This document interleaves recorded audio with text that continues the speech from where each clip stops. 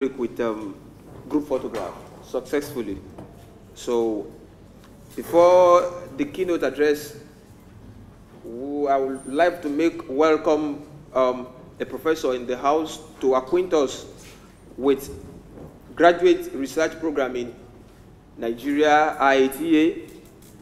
But before then, let me quickly announce that all research fellows with their posters should drop their posters outside. If you have your soft copy and your hard copy, please drop it outside and see Mr. Kenny, please. Our research fellows, please.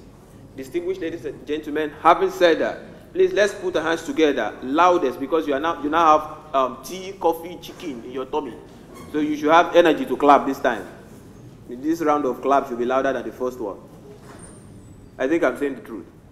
All right, thank you. And someone complained outside that he's feeling too cold anytime he enters this hall. So please, the technicians around, please help us with the AC and help us reduce it before people start freezing here. Thank God I'm on my daddy's suit jacket.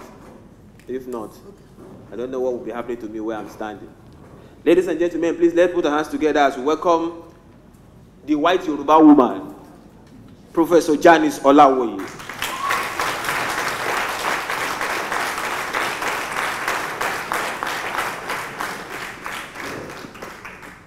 She made mention earlier that she is a teacher. So, ma, we can't wait for you to teach us again. All right, thank you, ma.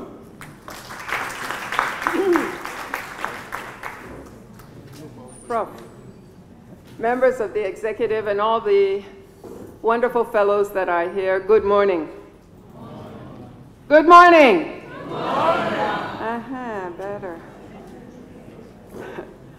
Let me first of all congratulate all of you. Because if you are here, it means that you successfully were able to participate in this fellowship program. Many are called, but few are chosen. I know that there are so many who want this, are not chosen. And when I look at this room, I can see very distinguished potential scientists who are going to really transform African agriculture, and we are relying upon you. Let me also congratulate the executive members of the association. They have been working very, very hard, and I know we have even been pushing them very hard. And we are happy with so many people that have turned out today. This is just an indication that indeed it is already a successful program. But I wanted to say a few things. I did ask to say a few things. One, because you're going to see me all week and you'll probably wonder, why is she here? And so I want to let you know what my role really is, and also so that you can know the direction that this program, this graduate fellowship program, is taking. By way of introduction, let me just say that I taught at the University of Ibadan up until February last year for 38 years. I was in the Faculty of Agriculture and Forestry at the University of Ibadan. I was also the first and only female dean that that faculty has produced so far. I'm praying that my sisters, my aburos, will get their acts together and put some courage forward and also enter into that kind of a position. But when I mentioned, I was around here last year sometime, and when I mentioned to the former Deputy Director General for R4D, Dr. Hilber, that I had retired, and because she asked me, what am I doing now? And I said, well, I've retired, but I'm very, very busy with this and that. She said there was a day that it just struck her, because she had been very, very concerned about the fellowship program, that we wanted to improve upon our tracking of students. The database has quite a lot of problems. And we wanted to also be able to improve upon the overall graduate fellowship program. And so she called me and she asked me if I would be willing to work with them here in IITA to try to improve upon the fellowship program. And that is what my role is as a part-time consultant to try to see how we can enhance the whole fellowship experience and come out with higher quality results. I might mention that part of my qualifications, I suppose, for doing that is that I have been supervising undergraduate and postgraduate students for the whole of my career. And last week, my 28th PhD successfully defended. I still have 2 more that are, I had some that were online that hadn't finished by the time I retired. And so I have 2 more, which will mean by the time I wrap up everything, there should be 30 that would have passed through me as their supervisor. And so I know what supervision is. And I know that there are a lot of problems. One of the first things that I did was I conducted a kind of a study about the whole postgraduate fellowship. And with that, we sent out interviews, surveys, questionnaires, which some of you probably responded to because we did get a pretty good response from students, but we also looked at it from the point of view of the 3 different stakeholders. That is, those that are supervising from the universities, those that are supervising from IITA, and the students themselves. Because we know that this is it's like a tripod, and if one of the legs is not standing very well, we know what will happen. And we have been seeing some difficulties, and I won't ask any of you, although I may have discussions with some of you along the way, and you can come and discuss with me your situation. We've had some situations where the 2 supervisors did not really agree. We've had some situations where the student was doing one thing and maybe one of the supervisors was not even aware.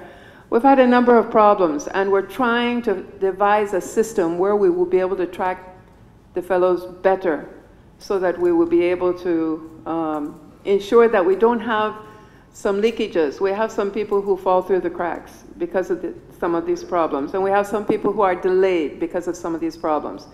And so IITA is not unaware that there are difficulties. And part of those difficulties may be from the university side, part of those difficulties may be from the student side.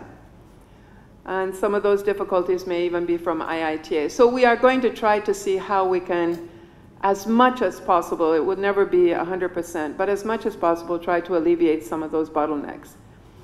Now, concerning this symposium itself, this is the 20th annual symposium, and I think that is a landmark time. But we also recognize that the symposium of previous years was quite different than the way it's taking shape now. As a matter of fact, what used to happen was they would bring, in fact, usually bring a few of us from down the road to come and give lead papers. And student involvement was very marginal. And we just felt that since this is your association symposium, that rather than, I think I came about maybe 4 or 5 times over the 20 years and presented a paper either on gender or youth or one thing or the other.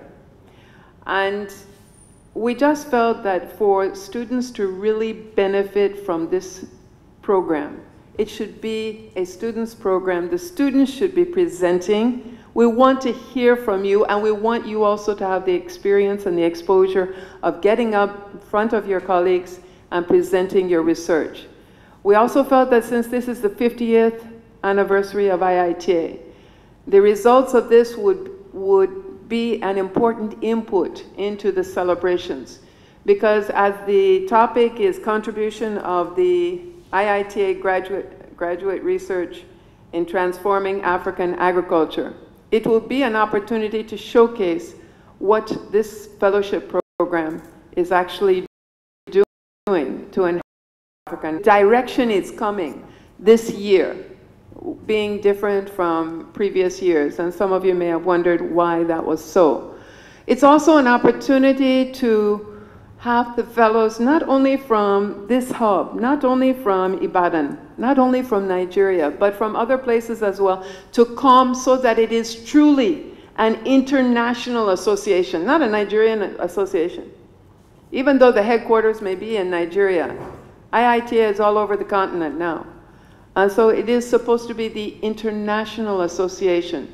And because of that, R4D also sponsored some of the fellows from outside this hub who had very good abstracts, so that we would be able to bring them and they would also feel that they are a part of the association. And so that has been another one of the goals of this symposium. Thirdly, we are introducing training into the symposium. We feel it is a great opportunity having everybody here. And there are so many areas in which we could do training, but we are doing a little bit of training on scientific writing and then on research methods. And we intend not only to have it on the quantitative side, but I will also introduce you, so you'll see me later in the week, to talk about qualitative methods and ethics in research.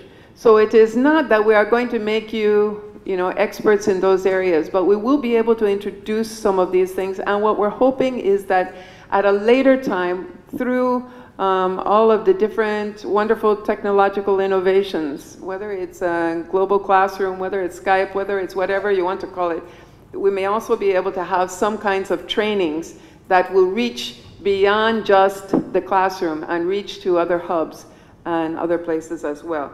And so we want to ensure that this is an experience that you will enjoy, that you will benefit from.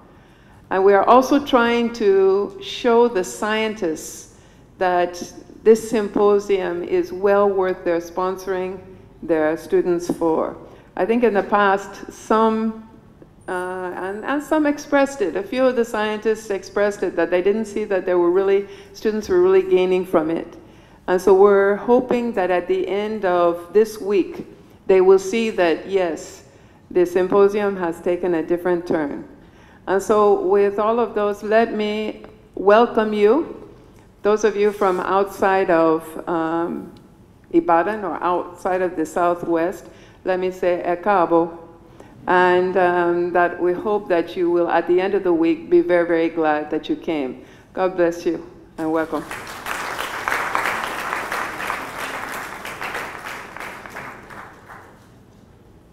I was thinking you clap louder than that, please.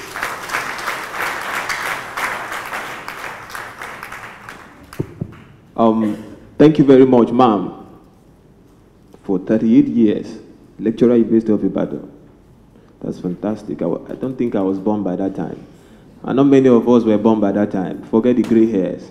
Thank you very much, my friend. This outstanding time you have spent in developing mentalities in this country. We really appreciate it. Please, let's put our hands together for her again.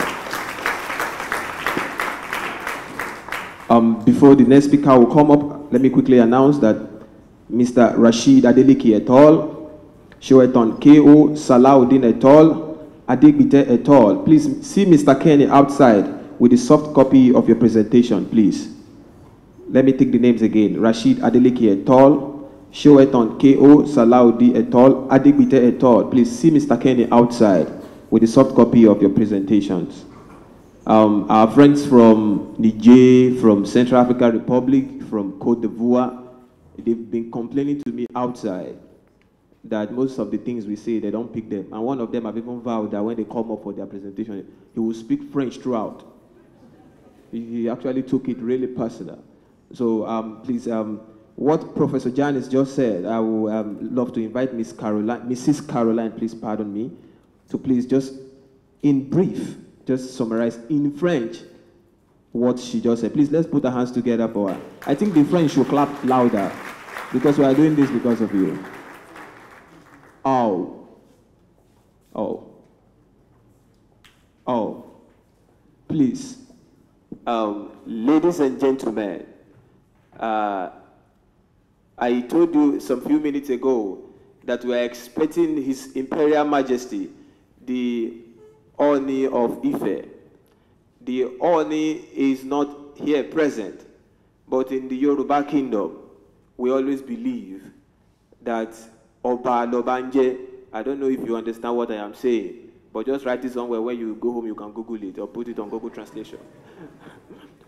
So, distinguished guests, while I await some other information in introducing him, yes, while I await some other information, because I have to gather enough information to introduce him, the Yorubas around should understand what I'm talking about when you have the representative of the Oni of the source, because that's where we all come from.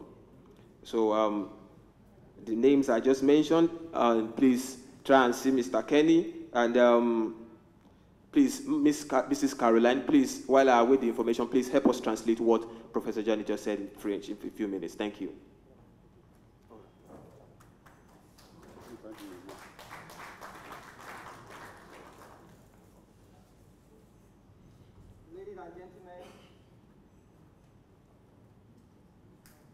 Ladies and gentlemen, it's my pleasure to welcome the representative of the Oni of Ife, the chairman of this occasion, and here with me with standing ovation and clapping, I wanted to welcome His Royal Majesty. Please stand up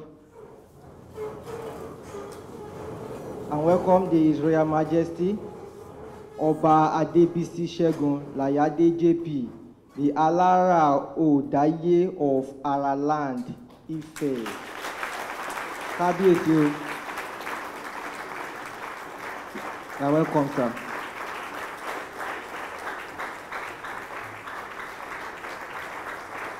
Kábíyèsí. You're welcome, sir. Thank you very much, sir. Thank you very much for the honor. I want to hand over the microphone back to the MC and to continue the program of event before the chairman comes up to give his speech later on. The MC, thank you. Thank you, Mr. Kenny. Kábíyèsí, this symposium will not allow me to say some things in Yoruba, if not I've said that. But, Mosomoba niwon epeje, mo jìnnà sọ́ba niwon ẹgbẹ̀fà, torí arọ́ba fi lọ bá ń pa. Kábíyèsí mi ò tó kí yín lórí ìdúró. Please, let's shout Kábíyèsí o. Kábíyèsí o. Mi ò dọ̀bálẹ̀ dáadáa. Thank you, ma. Thank you, ma. All right, now Mrs. Caroline, please, let's do this in French because of our French participants. Please, let's put our hands together for her.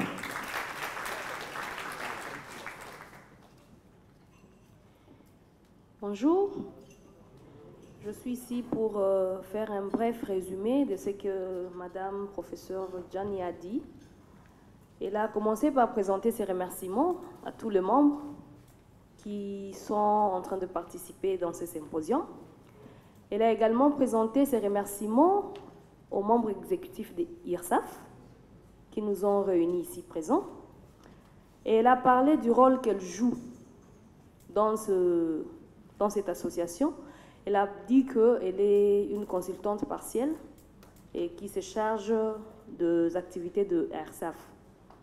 Elle a été une fois doyenne de la faculté d'agronomie à l'université d'Ibadan où elle a travaillé il y a plus de 38 ans. Elle a dit qu'elle a encadré plus de 28 thèses en PhD qui ont été soutenues et qu'il y a 2 autres qui sont en cours de soutenance. Et elle a dit que pendant un temps, ils ont mené une enquête sur comment évoluent les activités des étudiants. Et cette enquête avait été menée sur les étudiants eux-mêmes et dans les différentes universités pour voir quelles étaient les difficultés dont faisaient face certains étudiants. Bon, elle a également dit qu'elle gère différents problèmes des étudiants ensemble avec les superviseurs parce que parfois il y a des difficultés que les étudiants rencontrent et souvent ces difficultés les préviennent. Donc, ces difficultés ne les aident pas à avancer. Soit ce sont des difficultés entre étudiants et leurs superviseurs que eux maintenant cherchent comment pouvoir gérer. Elle a parlé de ce 20e symposium annuel de IARSAF. Elle a dit que ce symposium est vraiment différent des symposiums antérieurs et ils sont en train de vouloir qu'à la sortie de ceci, les gens puissent avoir une autre vision par rapport à ce qui se faisait avant. Parce qu'elle a mentionné que ce qui se faisait avant était que les étudiants n'étaient pas vraiment impliqués, mais ils ont voulu assez que ce qui se fait maintenant soit vraiment une implication des étudiants, de recherche des étudiants. Elles travaillent donc dans la recherche pour le développement, où ils ont pour objectif, par exemple, pour ces symposiums, ils veulent introduire d'autres formations, comme le scientific writing ou l'écriture scientifique, et autres qu'il a mentionné. Ils voudraient également, comme objectif, s'assurer que ça soit une opportunité pour nous tous de pouvoir bénéficier de beaucoup de choses. Donc en quittant ici, que tout le monde puisse avoir au moins une idée sur... qu'en quittant ici, les gens puissent... donc, je manque le mot là, vous allez m'excuser. Certainement, et il a fini par remercier tout le monde en nous souhaitant de bonnes choses. Merci beaucoup.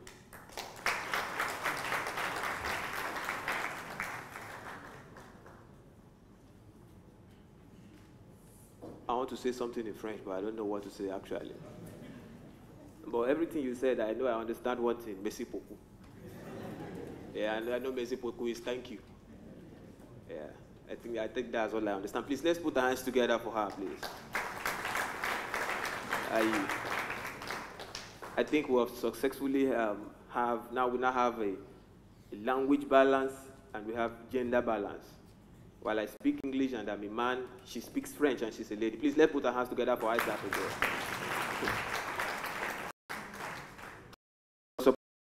Opening speech, representing His Imperial Majesty, Kabiyesi. Please, let's be on our feet as we welcome Kabiyesi to the podium to give us the opening remarks. Please, with a clapping ovation and a standing ovation, please, let's put our hands together for him. Please. You are clapping for the throne, please. Please, let's keep clapping until he comes. Keep clapping until he comes, please. Don't be tired. Do not be tired of clapping for the Kabiyesi, please.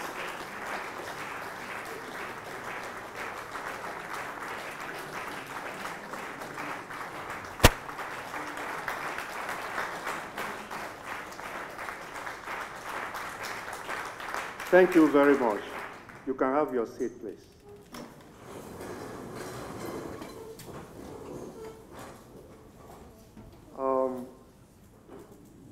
All protocols observed. With due respect to the organizer, I'm very sorry that I'm late. I'm supposed to go to Canada today with Ooni, and we're having Dangote in the palace. He's attending to Dangote. So immediately I finish here, I have to join them at the airport. He's going to Canada today, so I'm tendering the apology on his behalf for not coming. I'm very happy to be here today. I know I can speak a little bit of French. Je parle bien français. Je parle anglais. Je suis bilingual. I studied in France, and I came out with first class.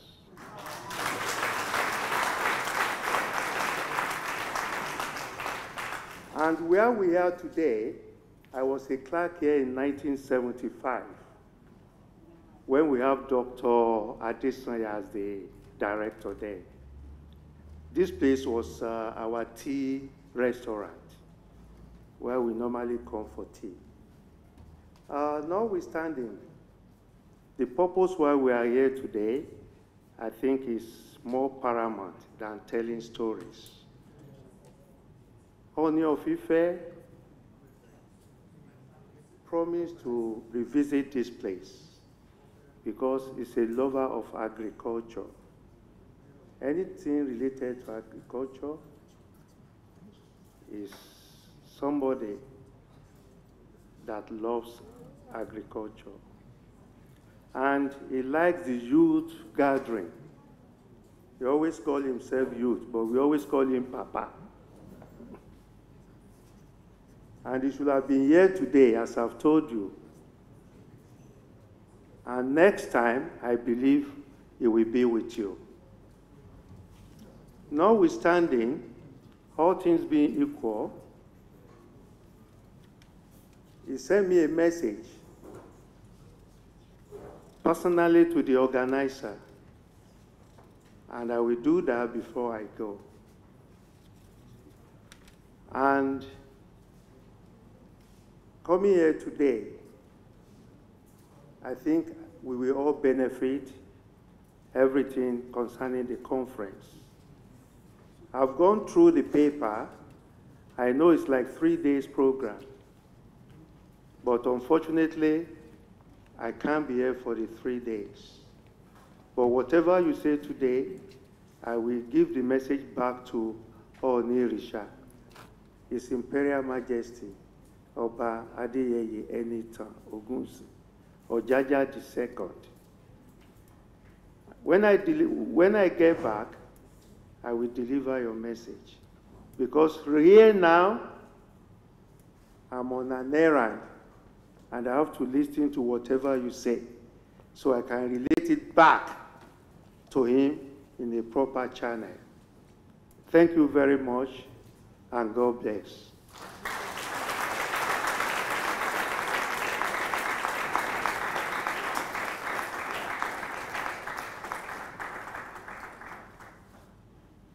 Please, let's put our hands together again for the Kabiyesi.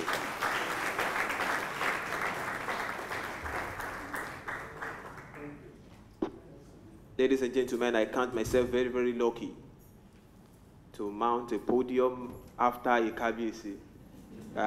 I'll mark today in my diary, and I'll tell my children that there was a time in IITA when the Kabiyesi leaves the podium and I mounted the podium. Kabiyesi, thank you for this day in my life. I will live to remember it.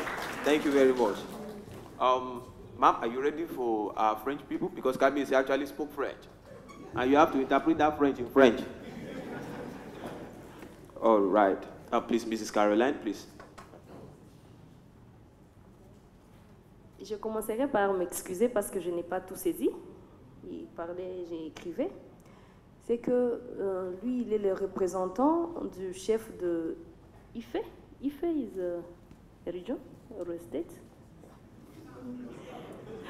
C'est un royaume, IFE. Donc, il est le représentant du roi d'IFE.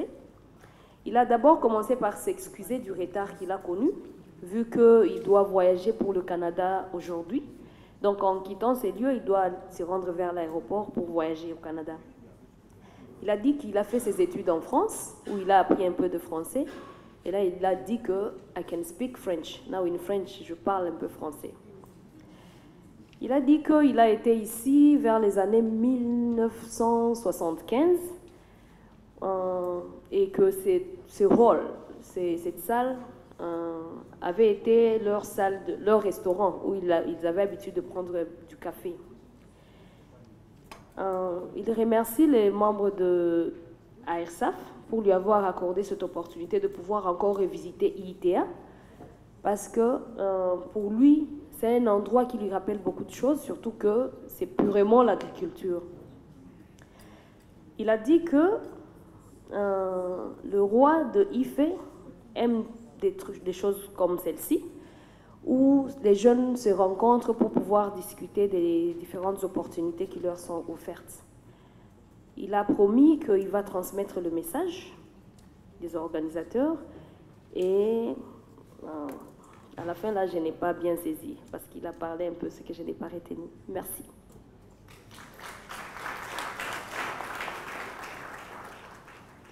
Madam, I saw you pointing at me when you were reading it. Was that part of the French? Okay, don't worry, sit down. I know if you are lying, Kabiyesi understands perfectly everything you're saying, even if I don't understand. And one of these days, I will pay a visit to the palace. I know Kabiyesi will do me help by helping me with what you just said. Please, let's put our hands together for her, please. 1970s. Please, let's put our hands together for them, please. And I won't be surprised if Prof should come up and tell us by 1976 that he was a scientist. I have not seen a display of patience like this before. I think the last time I saw someone be patient like this was on TV. during election results. And Professor Atahiru Jega was the person that displayed this kind of patience there. The Nigerians around and the people that were acquainted with that result will know what I'm talking about. And after taking so much of Professor's time, he had been patient. Oftentimes he's supposed to come up, he will be patient. He will be supposed to come up and be patient. I hope all of us here graduate to the level of professors, and if we can be patient like this, I think this one will be a better place. Don't clap for me, reserve the clap for him. Ladies and gentlemen, please, the next thing on this program is, I would love to invite Mrs. Victoria, please, to take a short autobiography of Professor Imomori Ikide, the Chief Executive Officer of African Biosciences Limited. Professor Imomori, please, can you step aside and step this side as we take your autobiography, please? Please, let's put our hands together for Professor Imomori. Let's keep clapping, please.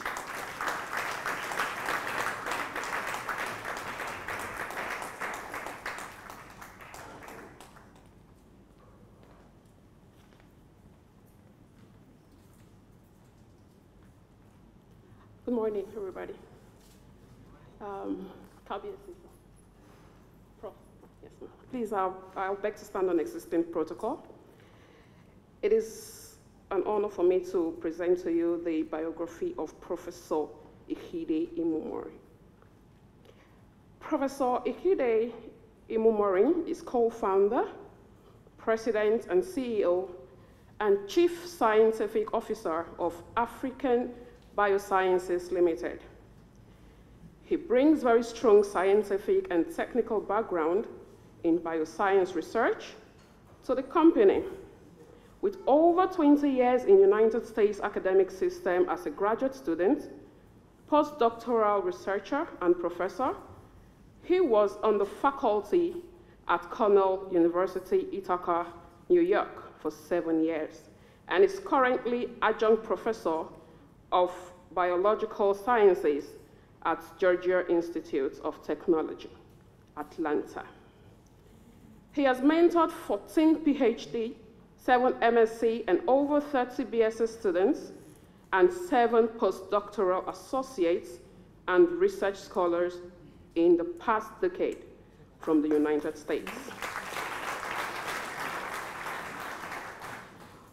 From the United States and countries in Africa, Latin America, and Southeast Asia.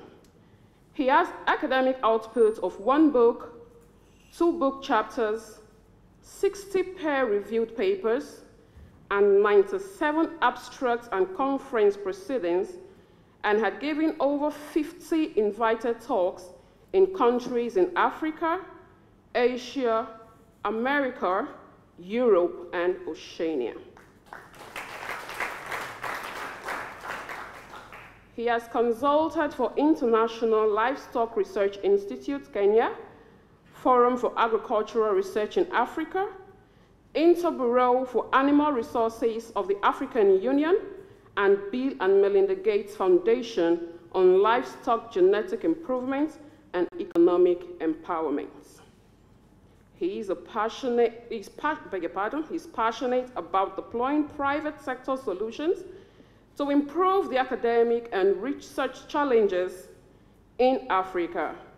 He earned his B.Agric Tech from Federal University of Technology, Owerri, M.Tech from Federal University of Technology, Akure, and PhD in Animal Genetics and Genomics from Texas Agricultural and Mechanical University College Station, United States of America. Please join me with a clap ovation to welcome to the podium Professor Ikide Imomori.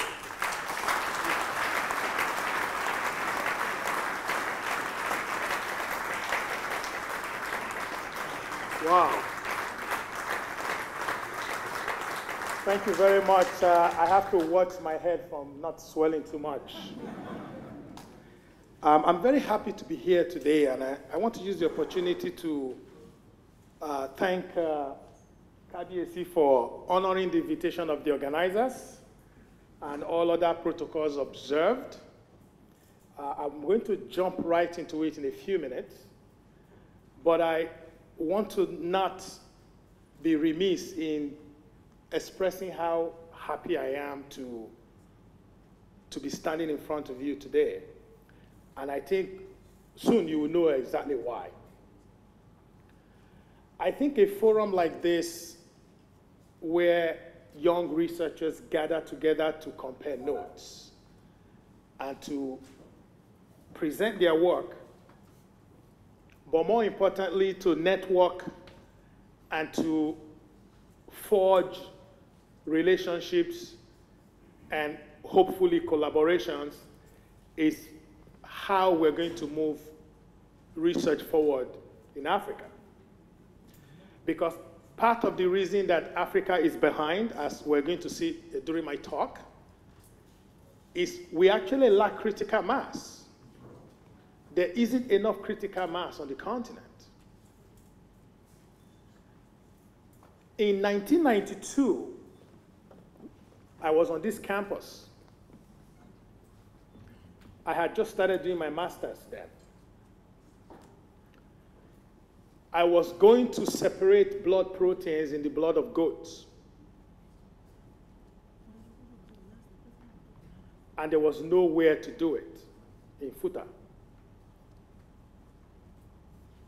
I had never even seen a micropipette at the time, much less use one.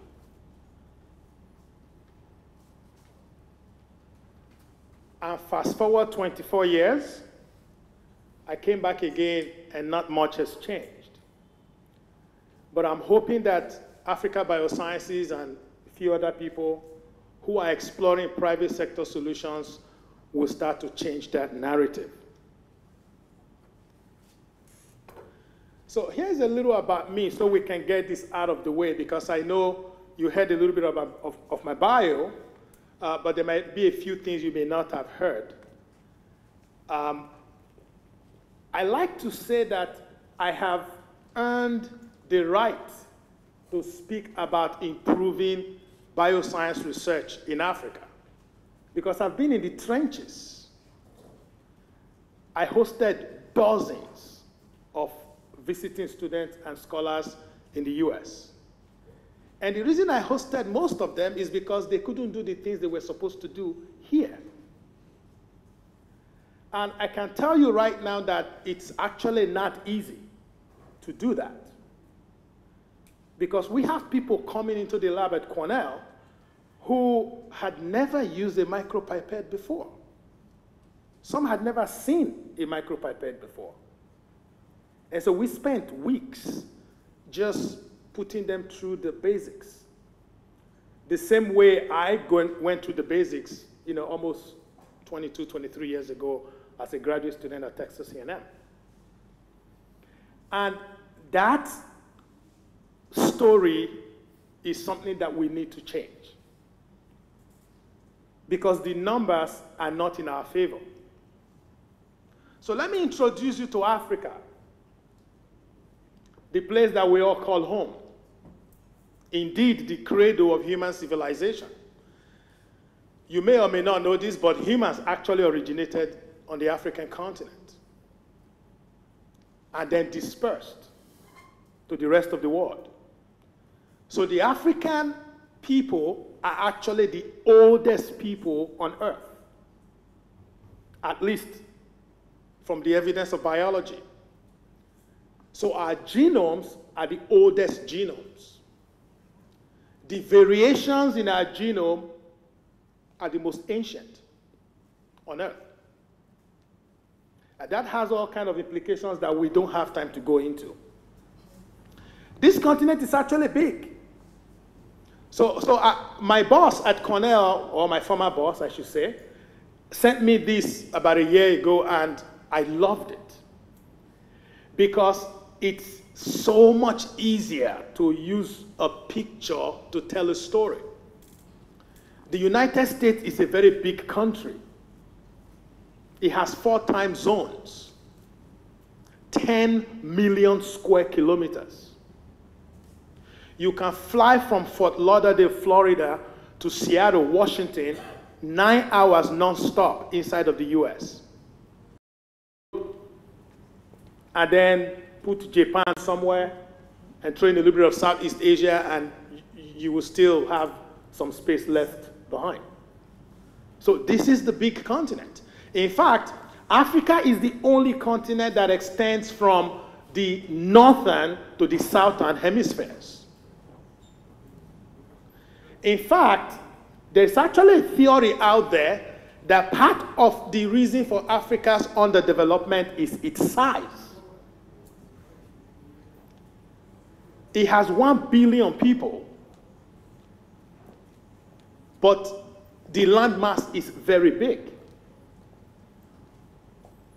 In addition to that, there is another theory that actually suggests the length of the African continent spanning very, very many latitudes also creates a lot of challenges for its ecology and agricultural productivity. And think about it. Vegetation tracks latitudes, not longitudes. So there's a book / a movie called Guns, Germs, and Steel. I want you to write that down. I want you to Google it because it's very important. It was written some years ago by a professor at, I believe it was University of Arizona. And it's a story about how Europe developed very fast or faster because most of Europe are contained within a limited latitude. What that means is that you can move from east to west and you are still dealing with the same climate. So people can migrate, crops can migrate, seeds can migrate, livestock can migrate, people can resettle without significant change in climate. But when you move across different latitude, you enter a different climate and you have to confront new challenges. So we're usually focused on sub-Saharan Africa. I know that this is an audience that is almost like preaching to the choir, but I felt I needed to put this in there so that we really know what we are saying when we are talking about sub-Saharan Africa. Sudan is geographically closer to the south, but it's usually classified as part of the Arab world. So everything that is not deep blue is sub-Saharan Africa, all the green parts of this map. And so typically, when we discuss the problems of Africa in the context of my talk, we're talking about sub-Saharan Africa. And we're going to throw a few numbers around because it helps you to sort of put things in perspective. And I decided to throw in the US because I live in the US. Lived there for a very long time. And it provides a way to have comparison just so we get a very robust perspective. So Nigeria is 186 million people, give or take. The estimate is from as little as 150 all the way to 200, depending on who you want to believe or depending on the day of the week. But we all agree it's somewhere in there. We've never done a successful census in this country, ever. Go check the history. There's not a single census Nigeria has ever done that everybody agrees on. Even the UN and the World Bank, they use all kinds of sophisticated methods to try and get an estimate. But what I want you to focus on here is GDP and GNI per capita. I want you to compare that to the US. It's massive. In fact, it's mind-blowing. You know, the budget of Cornell University is $2 billion a year. That's the budget. And its endowment is about $7 billion. And that's actually not a lot because the #1 university in the world Harvard has an endowment of over $30 billion. And just so we put that in perspective, that's almost the GDP of Ghana.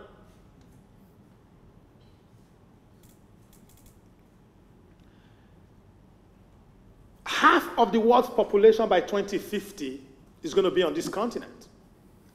I think sometimes you become desensitized to these numbers because you hear them often, you read about them, particularly those of us in agriculture and food security issues. You hear these numbers a lot to a point where you get desensitized.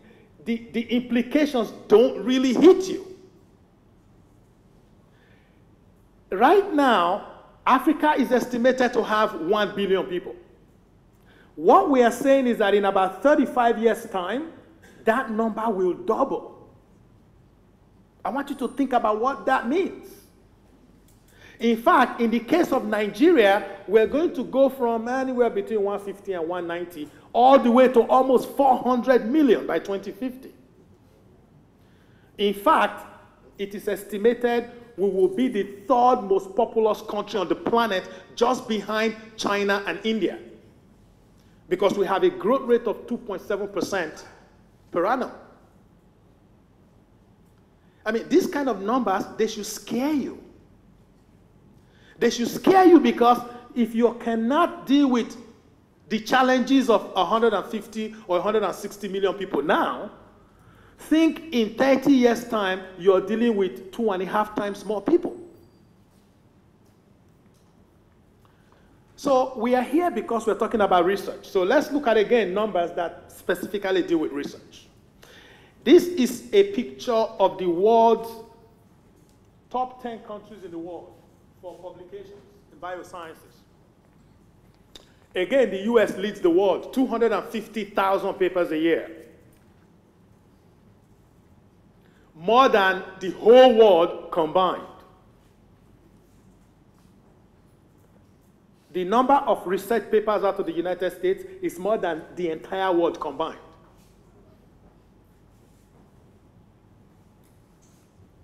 Of course, you won't see any country in Africa on this list. But we're going to see another list soon. But let's look at a little bit of some bad news. Africa has 15% of the world's population, 25% of the disease burden, 40% of malnourished people, but only produces 2% of the world's scientific knowledge. Actually, I was very generous. Most of the estimates said 1%. I thought I'd double it.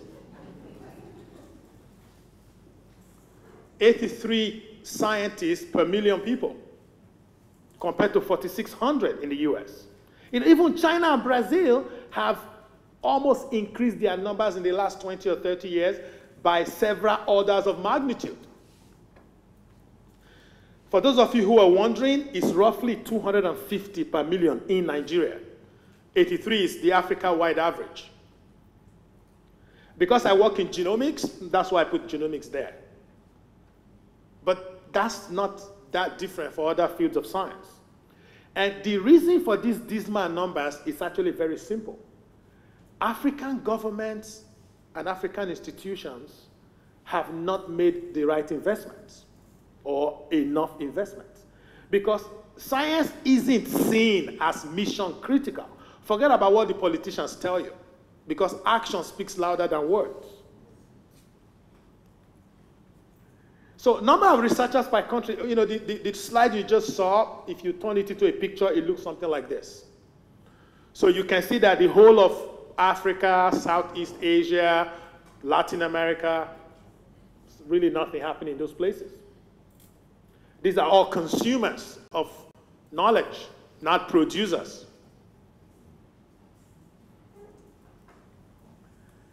Poor investment in R&D. I always say, for those who know me, I always say that the biggest problem in Africa, indeed, even a country like Nigeria, isn't lack of money. There is no place on this earth where there's enough money. Trust me. Do you know what the US debt is? US as a country? $19 trillion. is the debt of the US government. Its GDP is 18 trillion, 18.3 to be precise. So its debt is more than 100% of its GDP. But that's all smoke and mirrors, because the vast majority of that debt is actually money owed internally. But it's about allocation of resources. You know what? If you don't spend $1 well, you still won't spend $100 million well. So this notion that the problems of Africa and Nigeria is lack of money is false. It's not lack of money. Because just ask, the money you actually have now, what are you doing with it? So what that means is that it doesn't matter how much money you get or how much money you are given, the fundamentals won't change, because it's not about how much money. It's about the priorities of how money is spent. Some of this information on this slide is probably, again, preaching to the choir for many of you in this room. But, you know, 0.1 to 0.28% of global society, that's not even up to 1%. It means what little research we even do here is not even up to a blip on the world's radar of scientific research. I mean, these kind of situations are very worrisome in 2017. And the reason they are worrisome is that the future belongs to knowledge workers. I tell my students in the US, you are not competing with the guy sitting next to you. You are competing with somebody you don't even know, you have never seen, and you will never meet. When we started Africa Biosciences, the fellow who designed and built our website, I have never seen him. I don't know him. He's somewhere in Asia. We've never spoken before. We paid him through paper. We talked through WhatsApp. We talk face-to-face on Skype. And we live 10 time zones apart. This is the world you're getting into. So the future belongs to knowledge workers. And this is something that we need to actually seriously take, you know, into our heads in Africa. That the future belongs to knowledge workers. What that means is that the people that will control the future are nostalgic about the past. We have another group like me who are looking to the future. And this notion that you will bring back the past is simply not true. Because the fundamental restructuring of human societies that is going on with the advent of knowledge and innovation is rewriting the rules completely. So, for example, any job that can be repeated is gone. Any job that has any kind of repetition in it is gone. Some of the jobs that your children will do have not even been invented yet. I have a 7-year-old daughter. You know, what she would do for a living may not exist yet. In fact, may not even exist for another 1 or 2 decades. You know, 20 years ago, we didn't have a job called webmaster. It didn't exist 20 years ago. So I told you earlier that I was going to show you some numbers about bioscience research output. So these are the numbers. And what I just want you to focus on is where Nigeria stands, because we are in Nigeria. About 1,500 papers a year. Not in Igbaraoke Journal of Science. I'm talking about papers in journals indexed by Thomson Reuters. Sorry if you are from Igbaraoke. I like, somehow that name comes to my mind a lot, comes to my mouth a lot. It's my shorthand for, you know what. But look at the Netherlands. This is a country that has the same population as Lagos State, but publishes more papers than the entire continent of Africa combined. 27,000 papers a year. Not in the entire field of knowledge, just in biosciences. This does not include engineering, this does not include humanities or social sciences and other things. This is just biosciences, life science research. 27,000 by a country that is 1/10 the population of Nigeria. So I like to suggest to you that part of the solution is to build a better research ecosystem in Africa. And that ecosystem, in my opinion, is missing. We have the public sector, very well developed, very advanced. Most of it happens in the public sector. We have the non-profit sector. They do a lot of things. In fact, there has been a vast multiplication of NGOs on this continent in the last 20 years. In fact, you cannot walk without bumping your head against an NGO or one falling on you when you pass through a door. But the private sector is missing, almost entirely missing. And the reason this is important is because unless we start to apply the world's best practices, we're not going to get the world's best output or the world's best results. Most of you are familiar with almost every logo on this slide. The commonality among all these companies is that they are all private.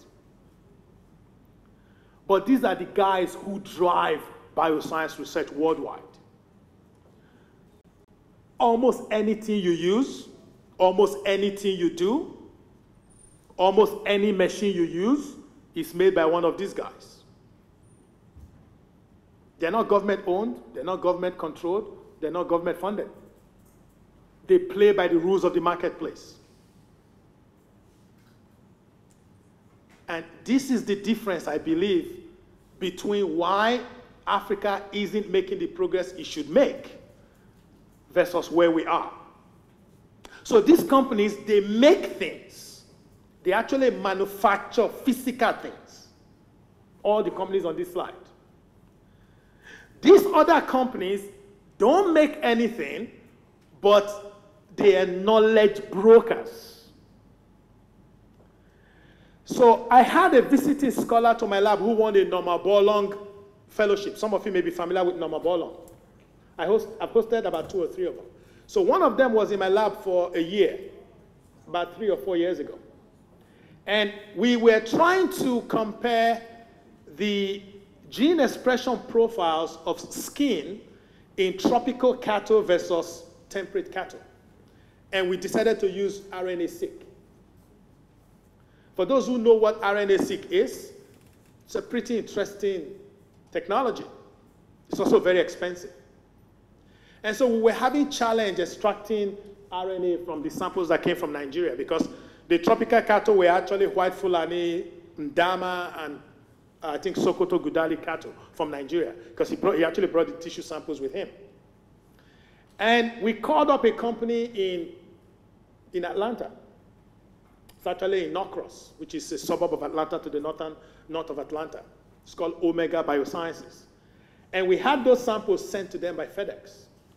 2 weeks later, we got very high quality total RNA samples for RNA-seq.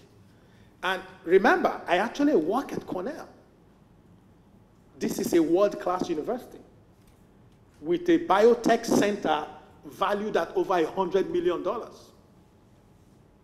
But it was actually easier and faster to have those samples sent to Atlanta, and 2 weeks later, we got our results back. The point I'm making is the fact that the private sector is present does not mean that the universities don't work even in the advanced world.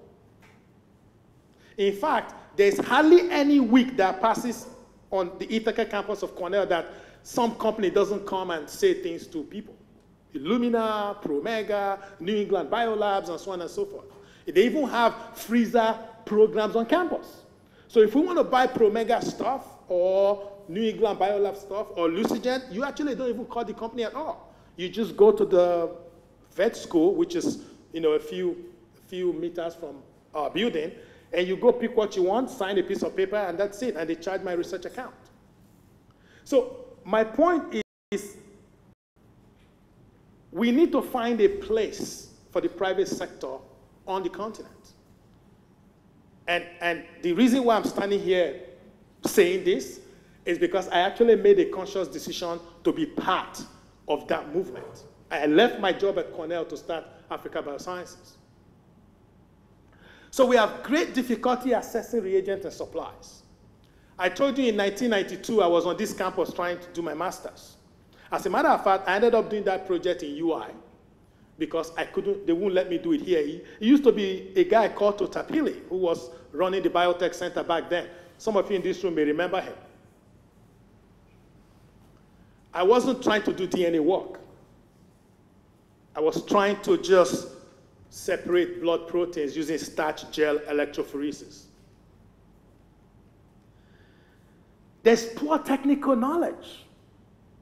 I mean, I see students who want to do molecular biology today, but their entire, career as a student, there's not a single class or a single course in molecular biology. So they spend 4 years or 5 years getting a degree and not have taken an actual, official, formal course in molecular biology. But they want to do a research project in that field. It's very difficult to do that because what happens is you could be excited about the area, but your foundation is totally missing. It's like trying to roof a house with no foundation. You have no walls. If you don't build the walls, to build walls, you need a base. And so if you're trying to put up walls with no base, you know what's going to happen. And so I think part of the solutions is the private sector. So we started Africa Biosciences Limited a little over a year ago. When we wrote our original business plan, we actually won an award in the US. And we've been trying to build this ever since. And I'm going to spend the next few slides to tell you a little bit of our story and how I think we can start to change the game. We can start to create this ecosystem that we hope will start to change the terrain. Yes, people will still need to go abroad, don't get me wrong. But to build the critical mass that will change this continent, we actually have to train people here. We have to train them in large numbers, but we're going to have to do it here. It's simply not practical, nor is it cost effective, nor is it even entirely desirable to send everybody abroad. And so we created an online marketplace, perhaps the first e-commerce site where you can buy reagents. We are retooling the website as I speak. So we have our web team working on that, and that site will be relaunched very soon. So if you've ever bought anything from Konga and Jumia, very soon you can actually do that on our website. And we're trying to create a commercial platform for doing modern biology. A private platform. Because to generate the critical mass we need, to make sure that more people are trained, we need multiple platforms and multiple avenues to do that. Because you've heard people come here many times to talk about capacity. Professor Lawoye talked about it. Dr. Asiedu talked about it. We do not have enough capacity, people. We do not. We simply don't. I mean, it takes an average of what, 5 or 6 years to get a PhD, on average, from the first degree. Masters along the way might take another 2 or 3, depending on all kinds of other factors. You tack on another 4 years on top of that. So you're actually talking closer to 7 or 8 years. It takes a long time to build scientific capacity. And the day you finish your PhD, you are not even yet a fully qualified scientist. You're not. It becomes seasoned. And so a lot needs to happen for that to happen. We do a lot of training. As a matter of fact, there's one in 2 weeks at University of Ibadan. We had one at Ahmadu Bello University in April. We had one here in Ibadan last November. And we had another one before that in July, and another one before that in June.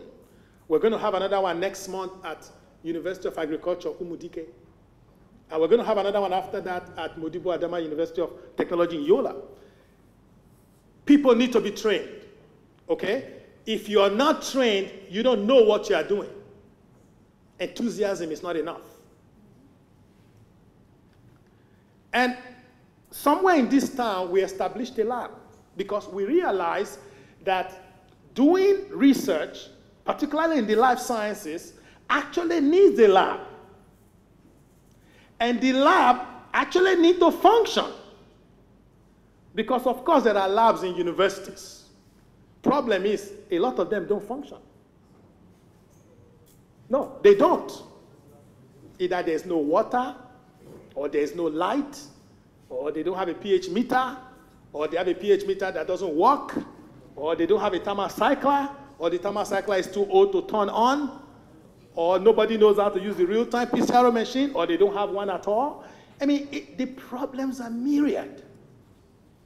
And so we've got a situation where the students are basically caught between a rock and a hard place. I know this because I'm talking from experience. In fact, after I managed to finish that master's, you know what I told myself? If I don't leave Nigeria to do my PhD, I was going to abandon academia. And I really was. I wrote more than 300 letters before I left this country in 1995.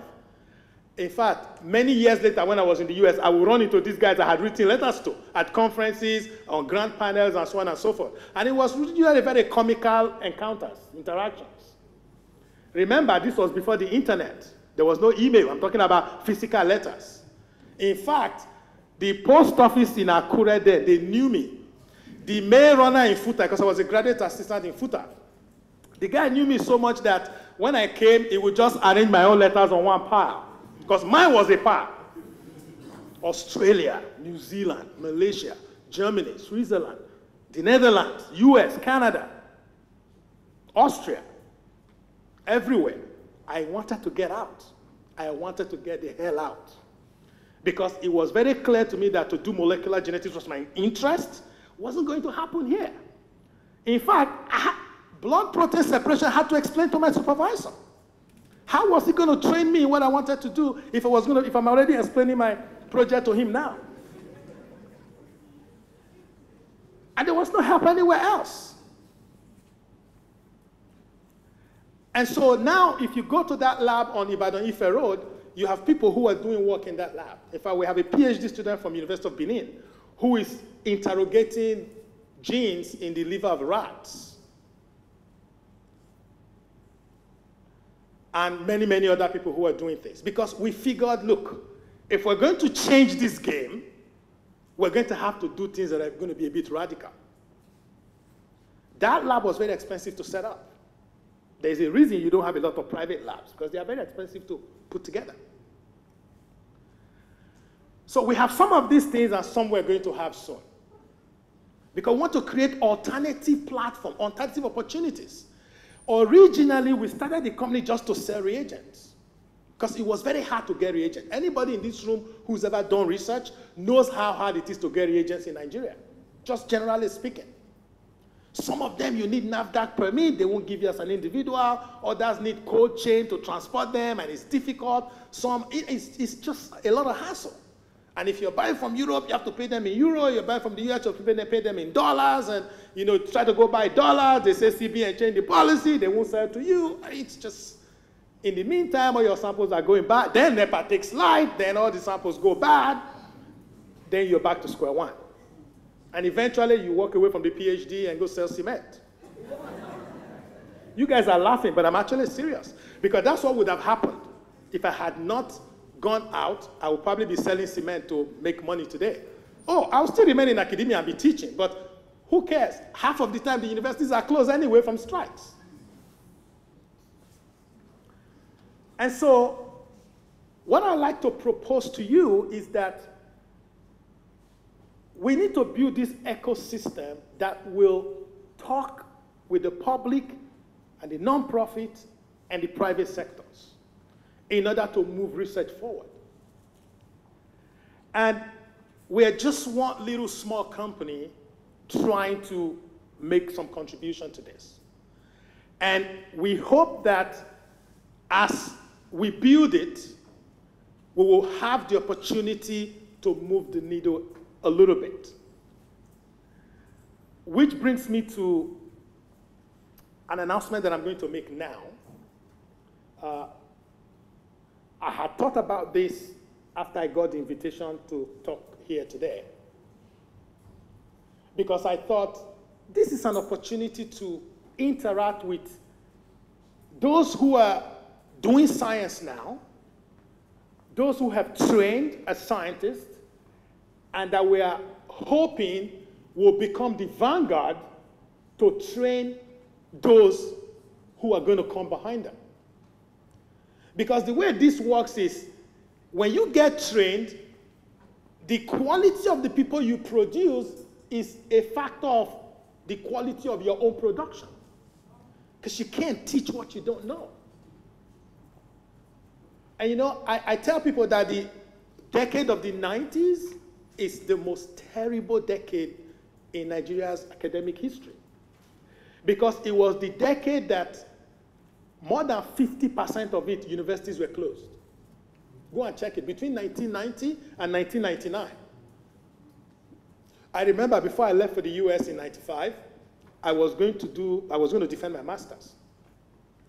And we actually ended up doing that defense during ASU strike. I had to go and dobale for the external examiner. She was living here in Ibadan then, to please come to Akure for the exam. Because Texas A&M had already postponed my fellowship twice. And they said they thought postponement was not going to happen. And so I had to do the exam one way or another. And the master's took almost 3 years instead of maybe a year and a half. Many people spent almost a decade doing PhD in the 90s. Because once universities are closed, sometimes you don't have access to what you need to do. And if you're a lecturer, they also stop your salary at the same time, so everything shut down. I remember there was a time we weren't paid for 6 months. So what we decided was, we're going to make a contribution to IARSAF so that it becomes a way for us to demonstrate our commitment to building capacity and building that ecosystem. And that announcement is, we're going to set up a fund of 1 million naira, which will be used as discounts to support the research of members of this association or members of this group.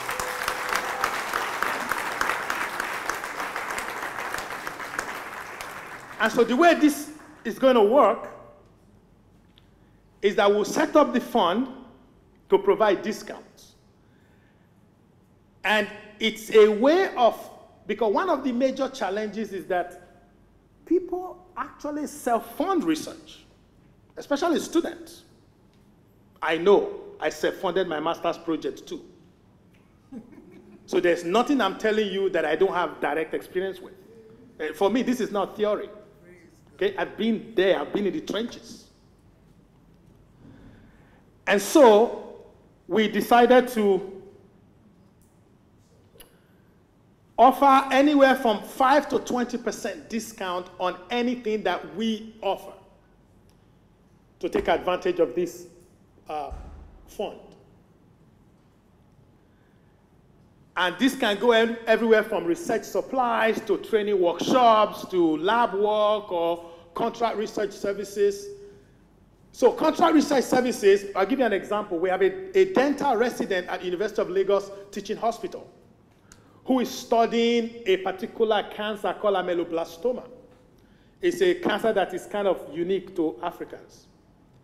And so he sent us 60 paraffin-embedded samples, and is trying to interrogate a gene called GNAS1. Basically, looking at disease samples and normal samples for differences, maybe mutations in that gene. He's not actually coming to Ibadan. So he sent us the samples, and we're going to actually do the bench work for him. That's what contract research. In some cases, it's everything. But in our own case, it was just that step of getting good quality RNA. All these guys do is extract RNA. So these are experts. That's all they do, which means they know it better than us. They have better skills than us. And research many times depends on technical skill. And let me say that technical skill in and of itself is not doing science. That's not actually doing science. The person who supervised my PhD has never held a micropipettor before. His first degree was in mathematics, and his PhD was in quantitative genetics. But he's a professor of genomics. My PhD work is in genomics. Of course, I did a lot of lab work. But the point I'm making is the technical implementation of work in the lab isn't exactly the science you're doing. Because a technician can do that. And a technician is not a scientist. You follow the protocol, add solution A, shake it 10 minutes, centrifuge for 20 minutes, dry it at room temperature, stick, you can get somebody who read history, give them thorough one-day orientation, and they can do the same thing. So that's not the science. The science is framing the right questions, knowing what kind of questions are even the right questions, designing the right experiments, and knowing how to do those experiments, and anticipating what the experiment might tell you, getting the data, analyzing it, and figuring out what it means, and how it addresses the question. I mean, that's actually doing science. We have a colleague, and I'm going to wrap up in a few minutes. I have a colleague at Cornell. His name is Carlos Bustamante. He's now at Stanford. Carlos had a group of 17 people in his group. Not a single one of them does any lab work. In fact, all their lab work were outsourced. Because lab work, especially in the area of genomics, it's all repetitive anyway. It is.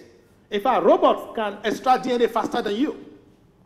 You arrange it, the Skygen robot, they saw this going to make robots. The thing goes there, brings it out, shakes it. In about an hour, all your DNA samples are ready. Another robot takes in, sequence the thing. Robots can do all of this. And robots are inanimate. They're not thinking. You just program them, they do what you want.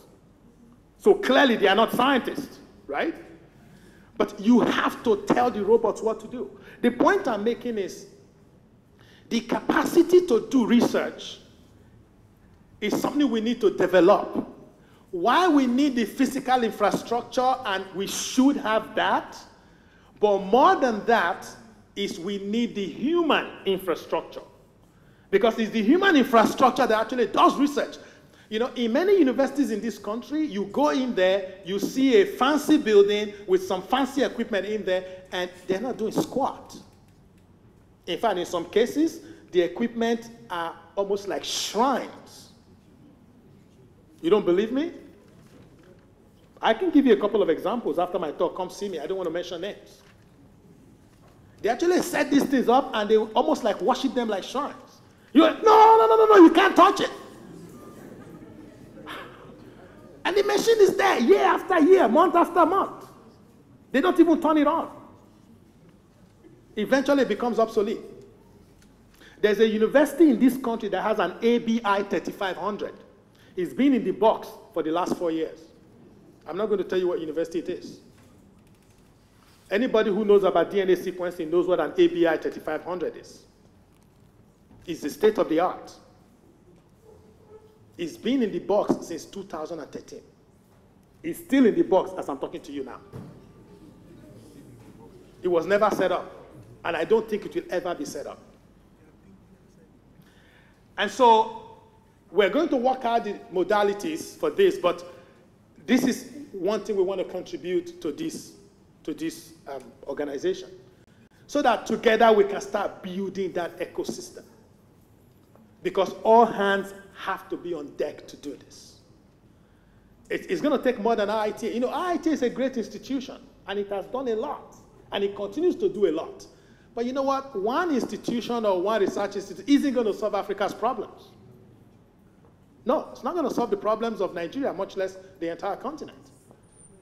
You know, it would be like saying only University of Ibadan could have trained all the manpower in Nigeria back in the 1960s. You don't need to establish any other university. Would that be true? When I went to university in 1984, there were 29 universities in Nigeria. Today, there's 152. And the NUC Executive Secretary just announced that they are processing 243 applications. And about 150 more will be approved in the next 2 or 3 years, which means the universities in Nigeria will go from 152 to 300 in the next 2 or 3 years. Before you start thinking that's a lot, Argentina has a population of 44 million, but 1,705 universities. Think about that. That's just the population of Ogun State, Oyo State, and Lagos State, with 5 times the number of universities in Nigeria, or 6 times. Thank you very much.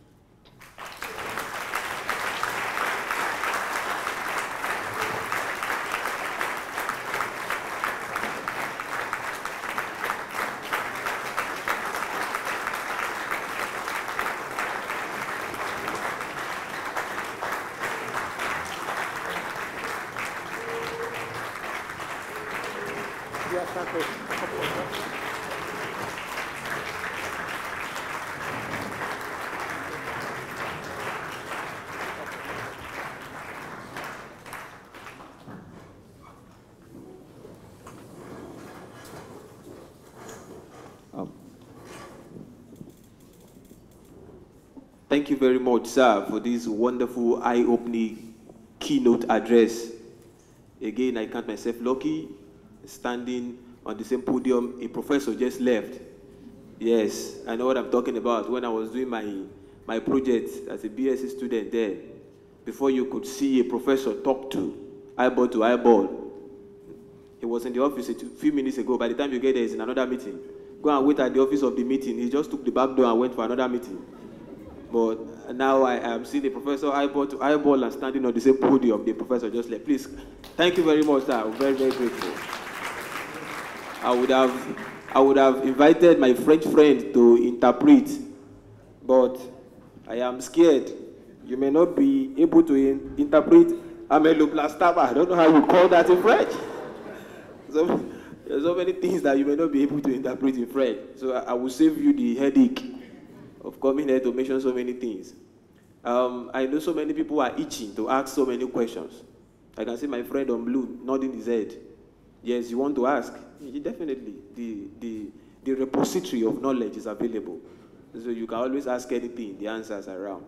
So in a few moments, before the question and answer session, please, after the question and answers, poster elevation is what comes up next. So if you have not seen Mr. Kenny, please do so now, so that you will not be joined. Questions and answers, please. You cannot keep the prof waiting. So, sir, how would you love to answer the questions? Would you love to stay here, or okay, you want? All right, thank you, sir. All right, so I can see 1, 2, 3, 4, 5, 6, 7. If you have your questions in French, I don't know how you translate it. Caroline will help us to interpret it. Yes. What if it's all those genetic signs? All right, okay, please, let's do this as fast as we can. So, the first person, please. All right, I think, okay, you are the first person. Mr. Kenny, please help me know the first person before the last will become the first. All right, so I think there's this microphone before you, so that you use that microphone and ask your questions. Yes, there are, yes, they can, yes, there's a microphone on your table in front of you, so you can always put it on and ask your question from where you're sitting. Sir, please. I don't know the answer to anything. Thank you, sir, for the wonderful presentation. I'm Rotimino from the University of Ibadan. You given a kind of donation to IARSAF. That's for those who are learning scientists in IITA. And I felt what is good for the goose is also good for the ganders. What of other researchers that are not members of IARSAF, and they have made several attempts even to have their Probably research work here, and it's been a futile effort. Is there any offer or grant or assistance that African Biosciences will have for them? Thank you, sir. The offer that we announced today is specifically in this particular forum for members of IARSAF, their students or mentees. So it's specially designed for them here. Things that are, or that could be for those who are not part of that group is a completely different thing. So this particular one we announced here today doesn't really apply to anybody who is not part of that group. So anything outside of this is a separate issue that is dealt with on a one-to-one basis, on a case-by-case basis.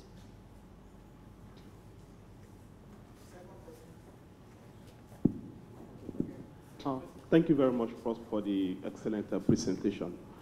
My question is based on the realities that is on ground, and like you shared your experience as well.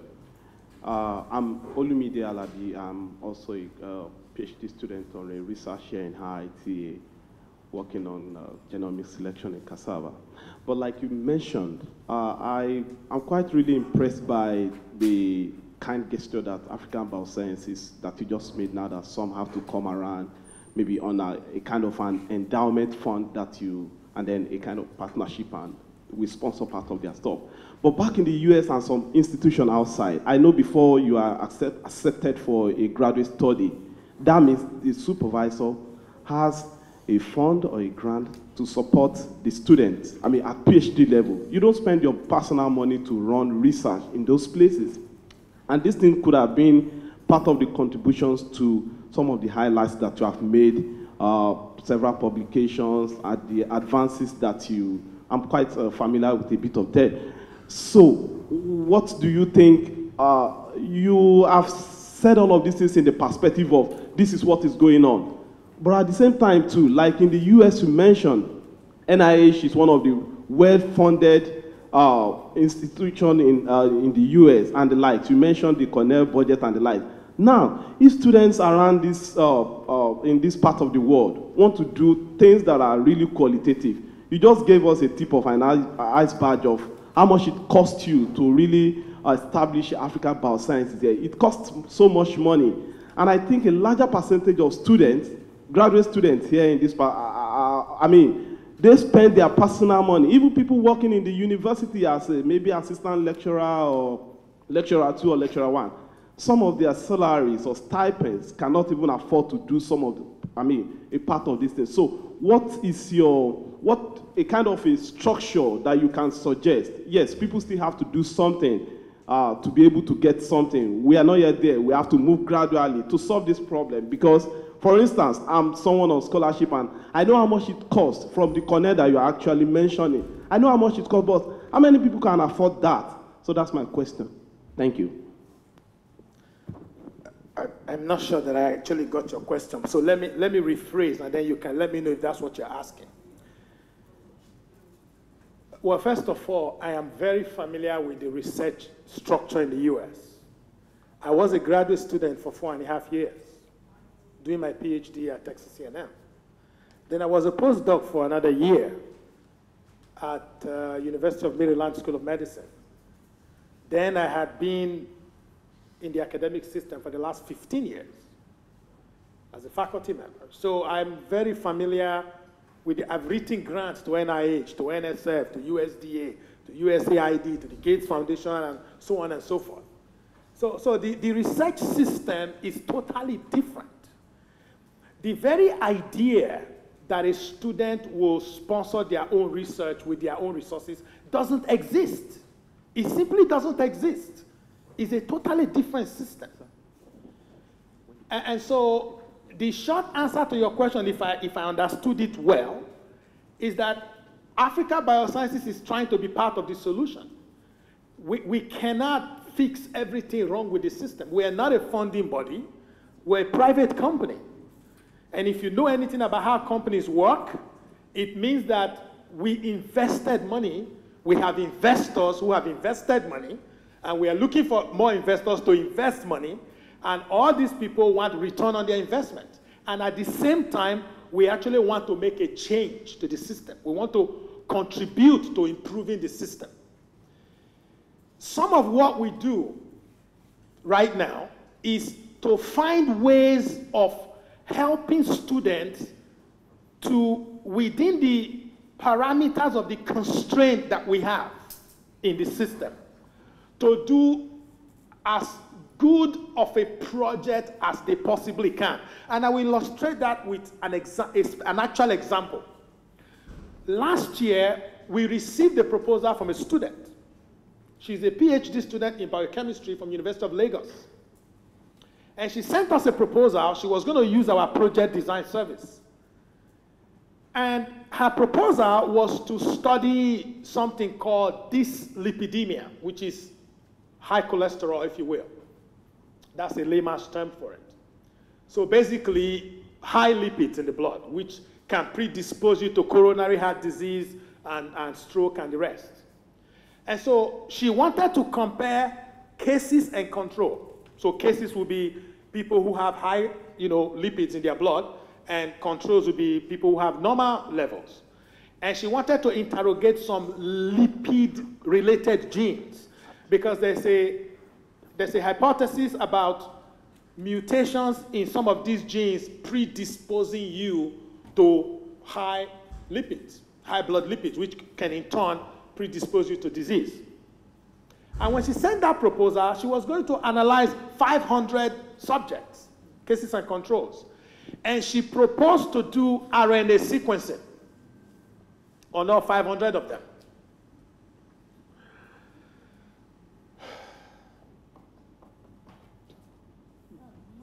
You know the proposed cost of doing that?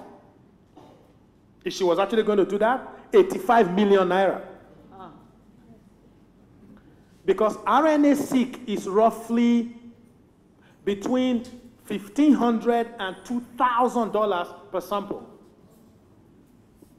Because for you to do RNA-seq, you need to extract total RNA first from your samples. Then you need to buy a kit made by Illumina. That kit costs $5,000, and it can do 48 samples to make Illumina libraries. So she would need to buy 10 kits to do 500 samples. Each kit will cost her $5,000 times 10. So $50,000 just to buy the Illumina kits to make the sequencing libraries. Then after you make the sequencing libraries, which will cost about $300 each for the labor if you don't do it yourself, you now actually need to sequence your samples in Illumina HiSeq 2500 or 2000 or even MySeq, depending on which one you have access to. Each lane on that machine costs about $1,700. You could, in theory, sequence maybe up to, I don't know, 60 samples, maybe 100 samples, depending on the depth of the read you want. Now, if I have lost you, it's because you don't know enough about next generation sequencing. Because the terms I'm using now are specific to next generation sequencing. So when you use that machine to sequence, the data comes out in sequence your samples. Bottom line, she wasn't going to be able to do this project. She just won't have the resources to do it. But the thing is, you need to know enough about this field to be able to design the right project. So we go back again to capacity issues that we're talking about. So if you don't know enough, you don't even know enough to design the appropriate project, especially when you have to match it to your own resources. And so we looked at her proposal and we said, no, you cannot do next generation sequencing. Take that out completely. There is no magic that is going to somehow collapse 85 million naira into something you can afford. Okay? It's like walking into a car dealership and telling the car seller, you know, I just have a Mercedes-Benz. Either of two things will happen. Either they call police because you're potentially a thief, or they say you have lost your mind and they need to take you away to the psychiatric hospital. So there is no magic, there's no how you slice it that 750,000 naira buys a BMW. It's just not going to happen. So there's no way she could do this project. So what needs to happen is the project needs to be changed. It needs to be changed and preserve as much quality as you can. And so the first thing I tell students is, how much do you have? I don't care. I published a paper last year in Scientific Reports. We collaborated with a group in McGill in Montreal. If you go to PubMed, you see the paper. Just put in my last name. That paper cost $150,000, one paper. That's the total cost of doing the work. That's 60 million. That's one paper. So the first question to ask, particularly in our own environment, is to first of all establish how much can you possibly invest in the project. You have to establish that first. It doesn't matter what you design. If you can't afford it, you can't afford it. No magic is going to change that. And she said, well, maybe she can come up with 2 million, maybe 2.5, at most maybe 3. I said, now we are talking. Then the next question is, what kind of project that will be as high quality as possible, that is doable in this environment? We actually have a phrase in the company. It has to be feasible, affordable. I can't remember the third one. In this environment. So bottom line, we redesigned that project. She's actually in the lab right now working as I'm talking to you. She reduced the samples to 385. That's number one. She's not going to do RNA-seq, but she's going to interrogate 3 genes instead of 7. And she's still going to sequence them, but she's going to sequence 500 bases per gene in order to, and then she will choose different regions of the gene, promoter regions, maybe exon-intron junctions, and a few other things. In other words, revamp the whole project to come up with something still reasonable and qualitative, but won't break the bank. It's an attempt to adapt to the reality like yours. Those projects were not done with somebody's salary in Naira or with cooperative loan. Okay, I'm serious.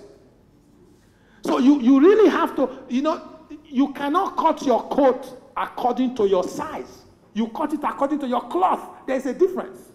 Because you could be very big, in which case you need a lot of cloth. So you won't do according to your size. Well, you may sew the coat and it may not fit you because it's too small, but that's something we cannot address. So bottom line is, what Africa Biosciences is trying to do is to provide a platform to help students navigate the research process and the research, the way to engage with their research, taking into account all the challenges we know exist in the system. There are things we can do, there are things we can change, there are things we can't. For example, if you say you only have 2 million or 3 million naira, but you are proposing a project that costs 60 million, well, how's anybody going to help you with that? Unless you can find the other 57 million, that project is not going to happen. And yes, not everybody can go abroad. In fact, one of the impetus for starting this company is a recognition that we cannot train everybody we need to train by sending them abroad. The proportion of people who, didn't I just tell you I wrote 300 letters before I left this country?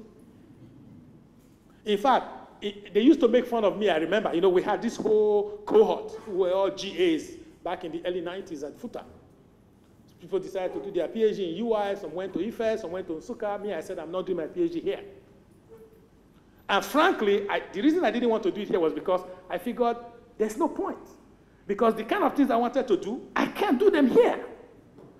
So there was just no point. If what I was going to do was easy to do in Nigeria, I probably would have done the PhD here. So some people will still go abroad. Not everybody gets that opportunity. If you remove this tiny slight percentage that's able to go abroad, so what should happen to everybody else? We have to find a way.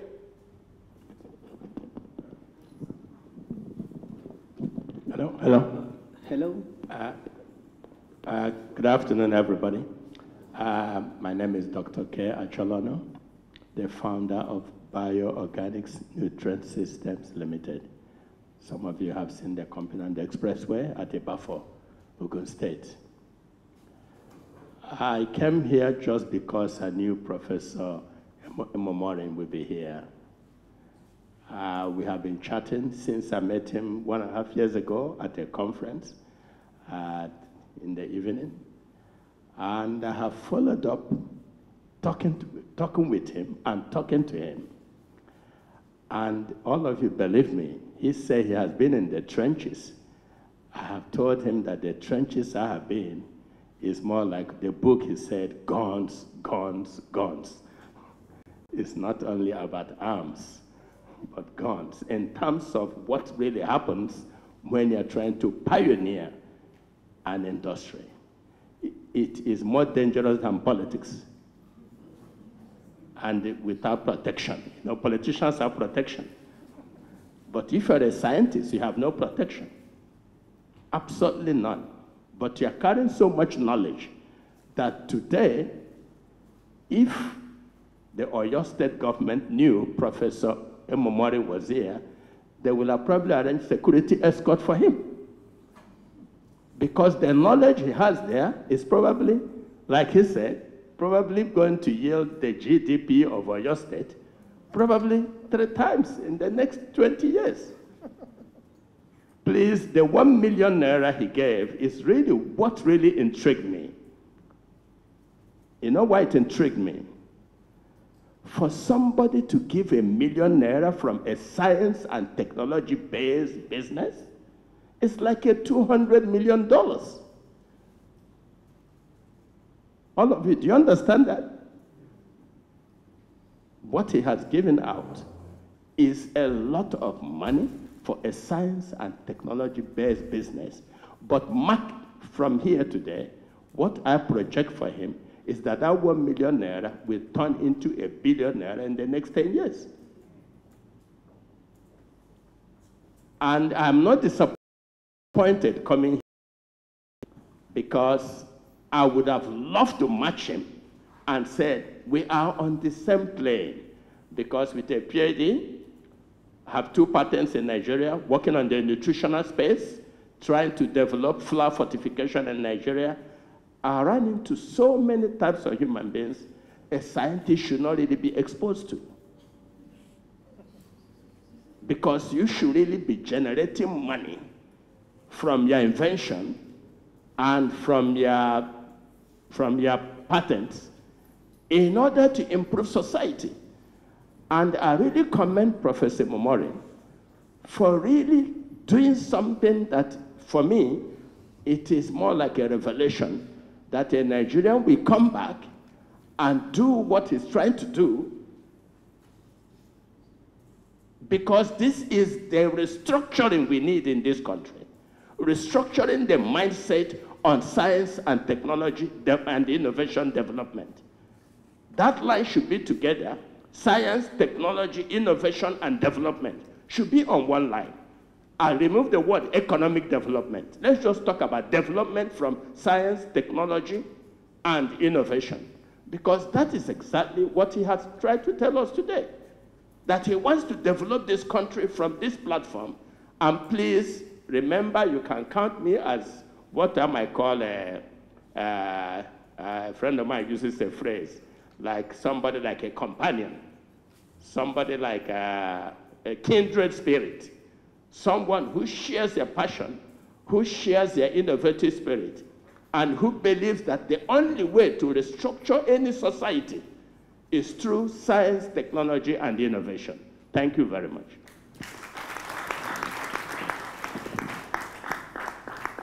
Thank you very much, sir. Please, I think my observation is when the question becomes long, the answer is longer.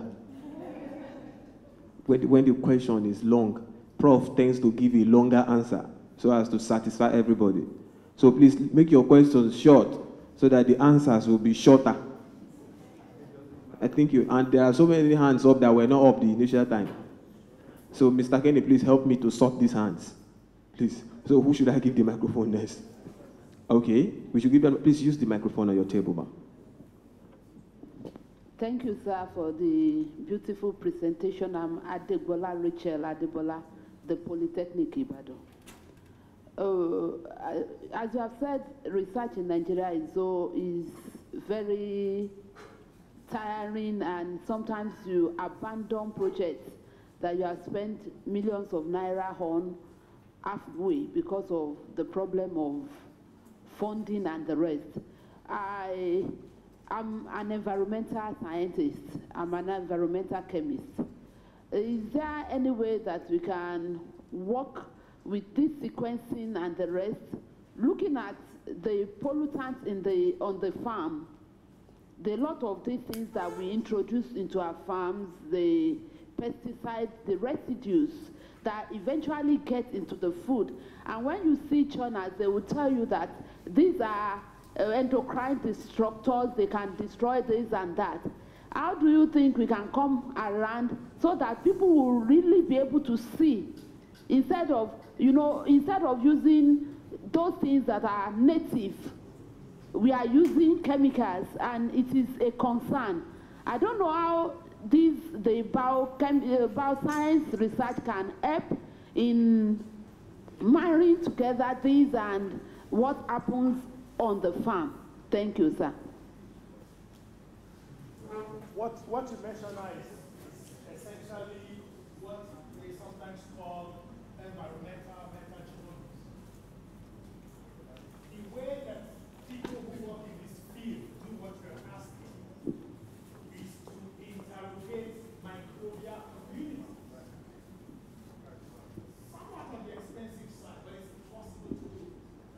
So in other words, you can actually sample those environments. Like the area you suspect is maybe contaminated with pesticides.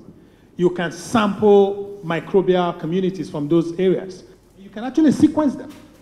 And there are very established methods of how to do that. The question, though, is how do you fund it? And again, there are ways to design some of these projects to be a bit more affordable. Now, it may not be at the really most state-of-the-art way of doing it, but it will still be vastly better than doing nothing. Or better than oxidase tests and color tests and CO2 production tests. All the microbial people in this room know what I'm talking about. You do all that, send it to Journal of Bacteriology, they'll reject it. They won't publish it. Thank you very much, sir. If you want more information, you can see me later. All right. Thank you very much, sir. Please, Mr. Kenny, please help me give these people numbers while I call the next person. I think that would be the best thing. So we just give them numbers. There are so many. One more, yes, gender balance.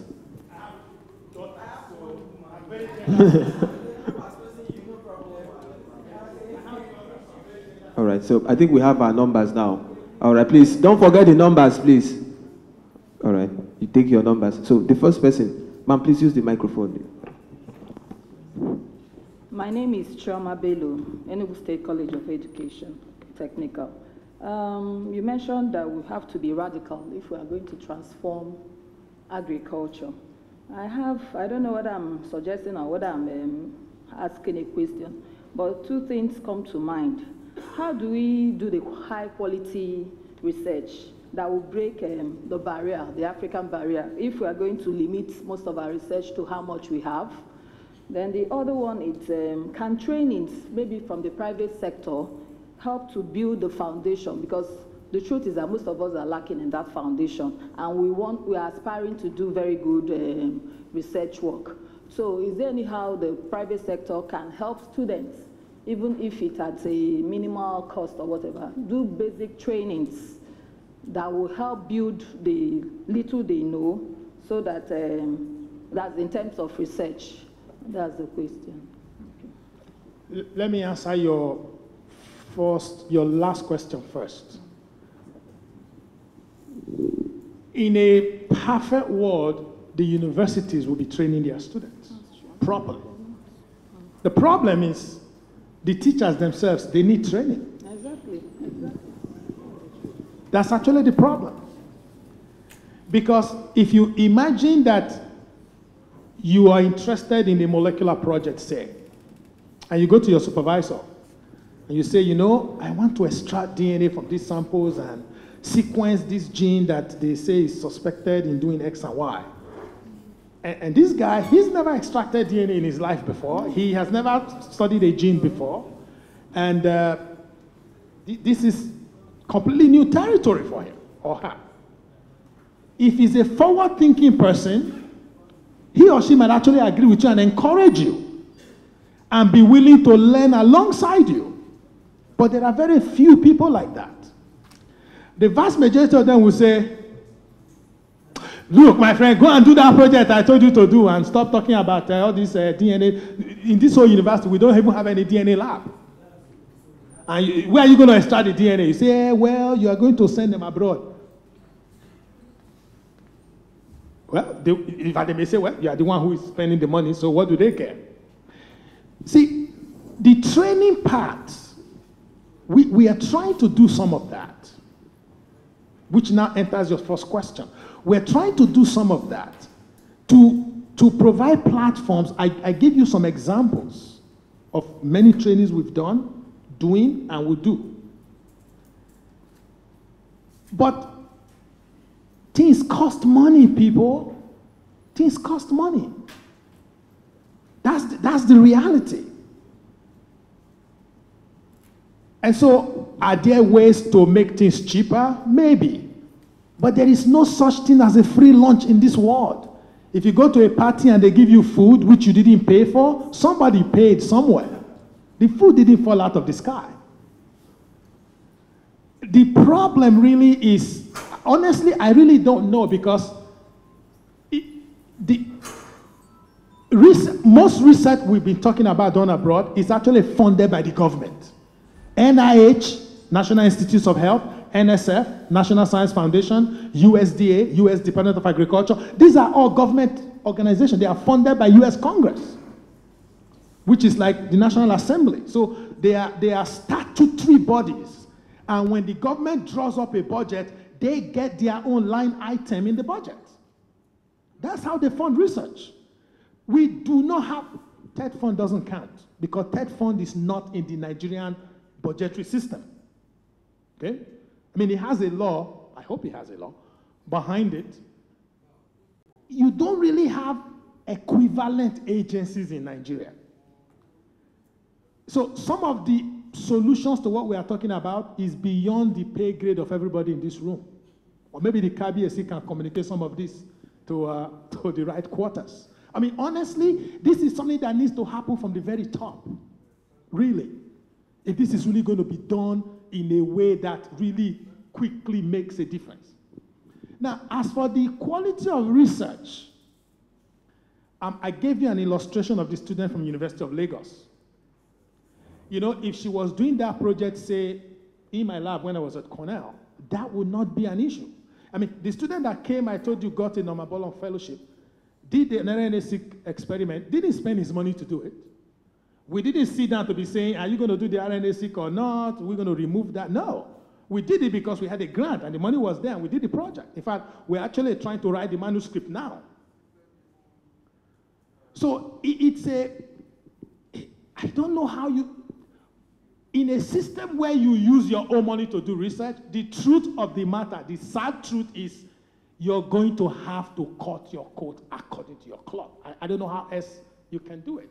I mean, until some other fundamentals change in the system, you cannot wait forever. You need to get a degree in the next 2 or 3 or 4 years, right? Maybe they will pass a law someday. Maybe they'll have a Nigerian version of NIH or NSF, but are you going to really be waiting for that before you get your degree? No. So this is the challenge we face, that you guys face. And so we decided to toe a middle ground to say, how can we help given the current constraint in the system? Instead of just waiting until someday when everything is perfect, what can we be doing now? And that's what we're trying to do. Thank you very much, sir. I think there's a change in the fundamentals, like the prof just said. And with these, they are very time conscious. Thank you very much. So I think they should ask the questions. They should ask all the questions. Then you answer yes once, so that we can. All right. Hello. Yes, just a quick one. My name is Patrick. I run a company that connects people to businesses around agriculture. Now, I was opportune to be in a forum before now where the ERGP document was discussed. Yes, the Economic Recovery Growth Plan of the federal government, the newly developed one, that is going to lead us all out of the recession that we are into. Now, the federal government recognizes the key role of the private sector in the implementation of this actual document that we're talking about, which your company belongs to, that is the private sector. Now, the truth is there's a whole lot of money that is concerned or that is involved in what we are looking at. And for us to have a success or a headway, I think I need to ask you, sir, what is the African Bioscience Limited plan to actually collaborate or meet the federal government? Because the federal government is looking out for the private sectors to get involved. Because for this to happen, they are engaging every sector. In fact, I was opportunity to be in that meeting because I am a pharmacist. And they are looking at how can the every industry, as in the private sector, play a role in the implementation of this document, this plan that they have, so that it will not just be on the shelf. Now, what is your company going to do? Do you have any plan, to ensure that you collaborate with the federal government? Noted. Next. And you said it's going to be short and brief. What if it's not short? Good afternoon again. Yeah. Thank you for that wonderful presentation. I'm IITA Commander from Sierra Leone. Firstly, I want to tap into the grant that you've given to IARSAF, because I have some of my populations in the field. I work with cassava that I want to do a genome-wide association analysis on, but I'm training the population now. And also, I want to know if this African Bioscience have a mobile laboratory, like if you have an equipment in your lab in your country, if you have a team that can move down, installed, and then maybe train some of the scientists there. That's what. The next person, please. I think we have numbers, so let the next person use the table microphone, please. If it's too far from you, you can use this. I think I'm the next. I'm Anthony Nyahambe from Sierra Leone. And also, thank you very much for the presentation, Prof. In the presentation, I learned that you have so many trainings and all of these trainings are taking place in Nigeria. And most of us will be returning home. And the funding for us to come back and attend some of these trainings are not forthcoming. So I don't know, or I may want to ask whether you have plans of taking some of these trainings to our smaller countries like Sierra Leone, where some of us can benefit from some of these trainings. Thank you. Thank you. Please use the table mic. Thank you, sir. First of all, I would like to know if you can get the presentation, because this presentation wake me up, and I would like, I'm from Togo. Yes, yes. So I would like to go through this presentation another time, and my next question is to know if African Bioscience has some calls for application to train young people or something like this. Thank you. I think the question made me realize that there are some sleep you go while your eyes are open. Yeah. All right. Is there any other person? All right. All right, please. Yes. All right. Please just pick Yes. one or two persons. Thank you, Prof, for a very nice presentation. I was very, my name is Ahadi. I'm from DRC. My area of specialization is genomics and molecular biology. I was very interested with your presentation, especially when you start talking about the global overview of African problem. But looking at this small paper, the bioscience seems to be a private company, but which looked at the problem globally. But all the trainings here, actually, they will be conducted here in Nigeria. And maybe there is a lot of focus in Nigeria.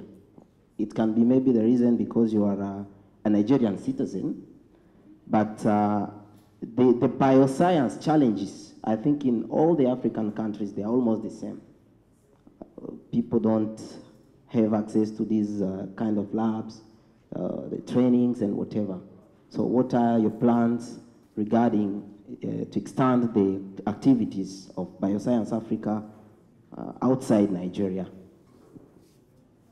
Thank you. I think that's all. Yes, that's all. So it sounds like training, the last 4 questions all revolve around training, which isn't terribly surprising, because if the fundamental issue is lack of capacity, because you can actually know what to do, just don't know how to do it.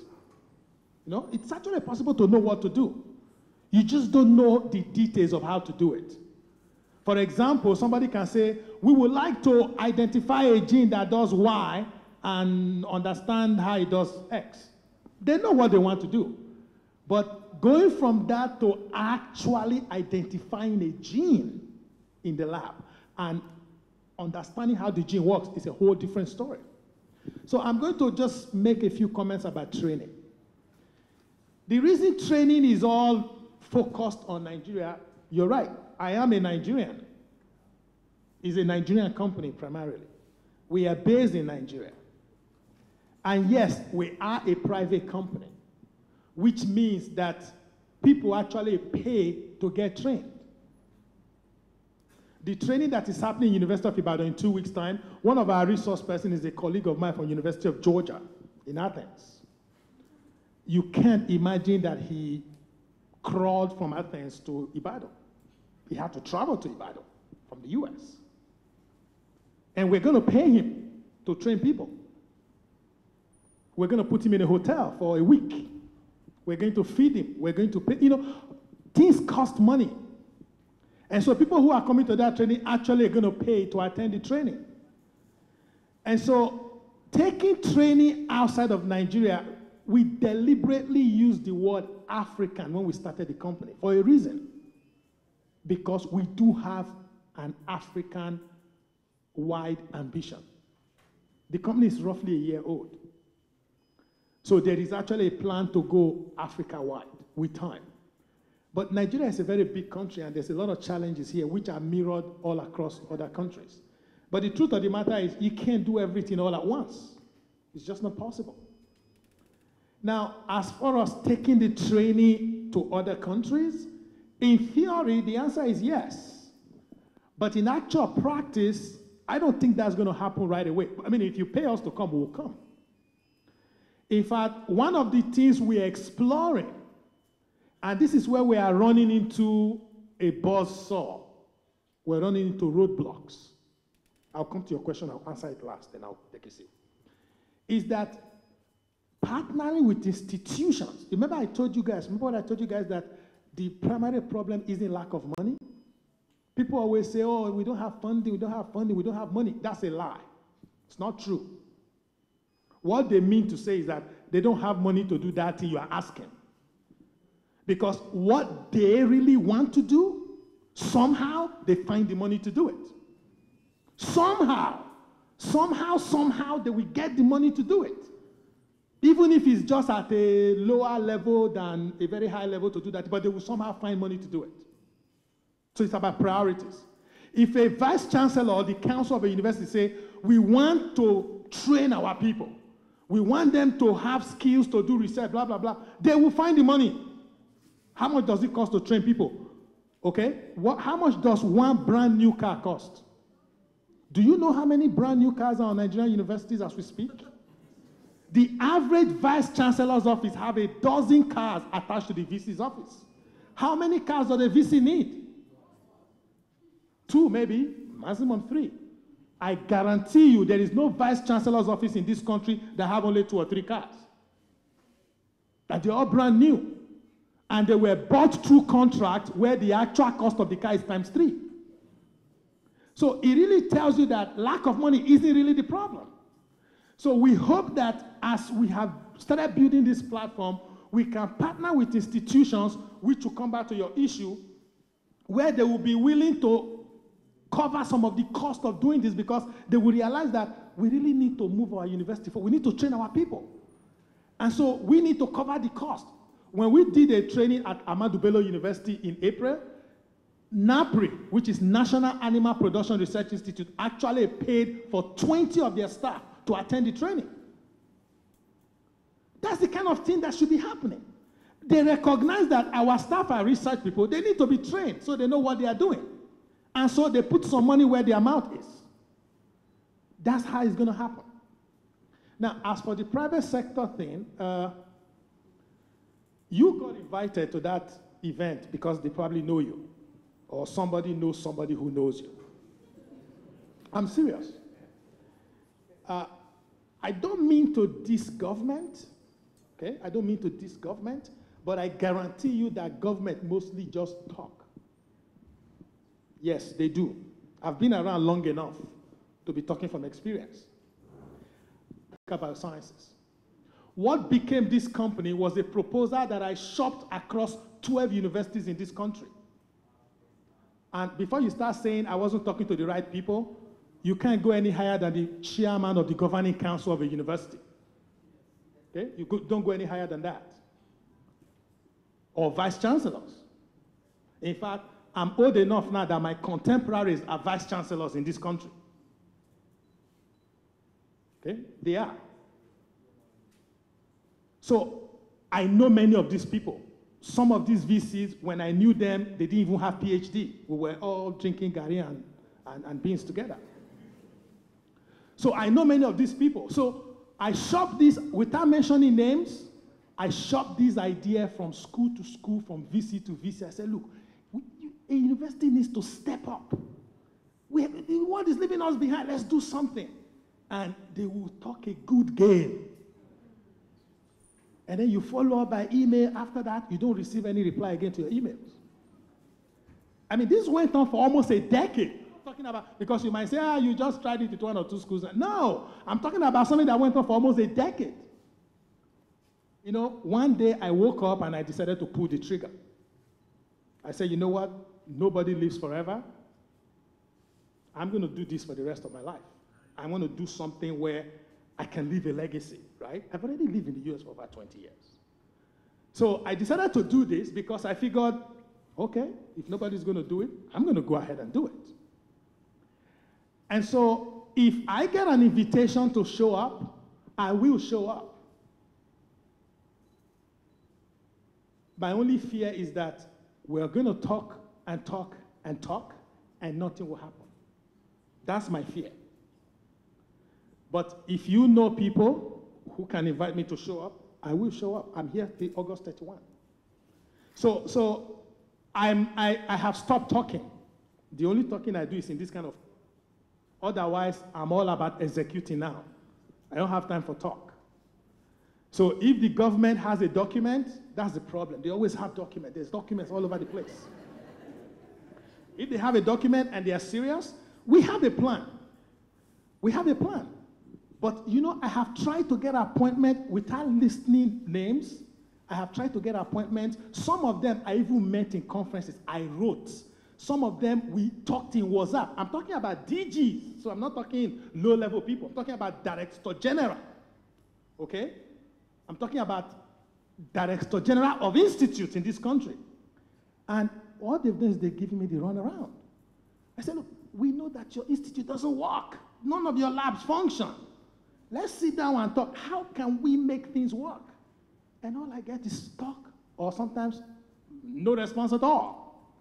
So instead of just banging my head against the wall, I decided I'm going to run a private company. You know why private companies work? If you come to our lab and pay us not to work in that lab, we cannot tell you stories. We cannot tell you there's no water and there's no light, that the reagent finished. No. You've already paid us hundreds of thousands. We will make sure water runs, there is light, there is reagent, that everything you need has to be available because you paid. And we're going to go acquire it because we have the money to go and do it. But if you're in a university, you go to the director of the biotech center, whatever they call it, say, well, there's no light. Say, go and buy your own diesel. You say, but the generator, you go and fix the generator if you want to. And then you come back, the man went for a meeting. From there, he went abroad. He's not on seat. And then your project is suffering. Month after month, year after year. This is the truth. But if you go to a private company, things will have to work. So I hope you understand that my passion for deploying private sector solution to contribute. I'm not saying we're going to replace government. That's not what I'm saying. I'm saying that we need to build an ecosystem where the private sector becomes part of that ecosystem to help move things forward. The young woman, actually there are 3 PhD students who are working in the lab now. If we didn't exist, if we were not around, they would probably be suffering now to try and do that work. In the whole of University of Benin, there is no place that this young woman could have done what she's doing in our lab now. Very much, sir. Let's put our hands together for him. Please, let's keep clapping, please. Let's clap louder. Thank you very much. I actually interrupted him, if you don't know. I actually stopped him because if I had not stopped him, lunch would have been by 4 or 5. Because I'm sure he's ready to discuss and discuss till then. Thank you very much, sir. If we all check the program before us, we'll see that next is supposed to be poster elevation. Poster elevation. After keynote address, we've matched group photograph with tea break. It's supposed to be poster elevation. But we're going to skip that now because KBAC is waiting. Have been diligently waiting. He waited for the keynote address. He listened to your questions and answers. So what we'll do now is that we'll go for lunch after, because I know people are hungry. So many people have questions. It's the hunger that did not let them put the question forth. Where people will start becoming specimens. So what we'll do now is we'll go for lunch. But before we get to the canteen, the KBAC placed a royal demand that he wants to have a group photograph with us. I mean, I want to stand by the right side. Yes.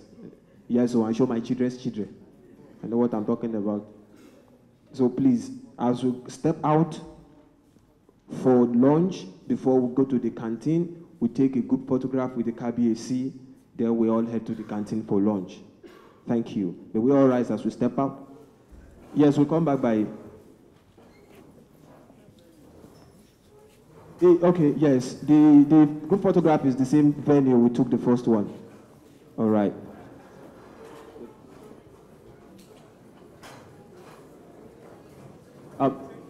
Ladies and gentlemen, we are supposed to be here by 2 o'clock.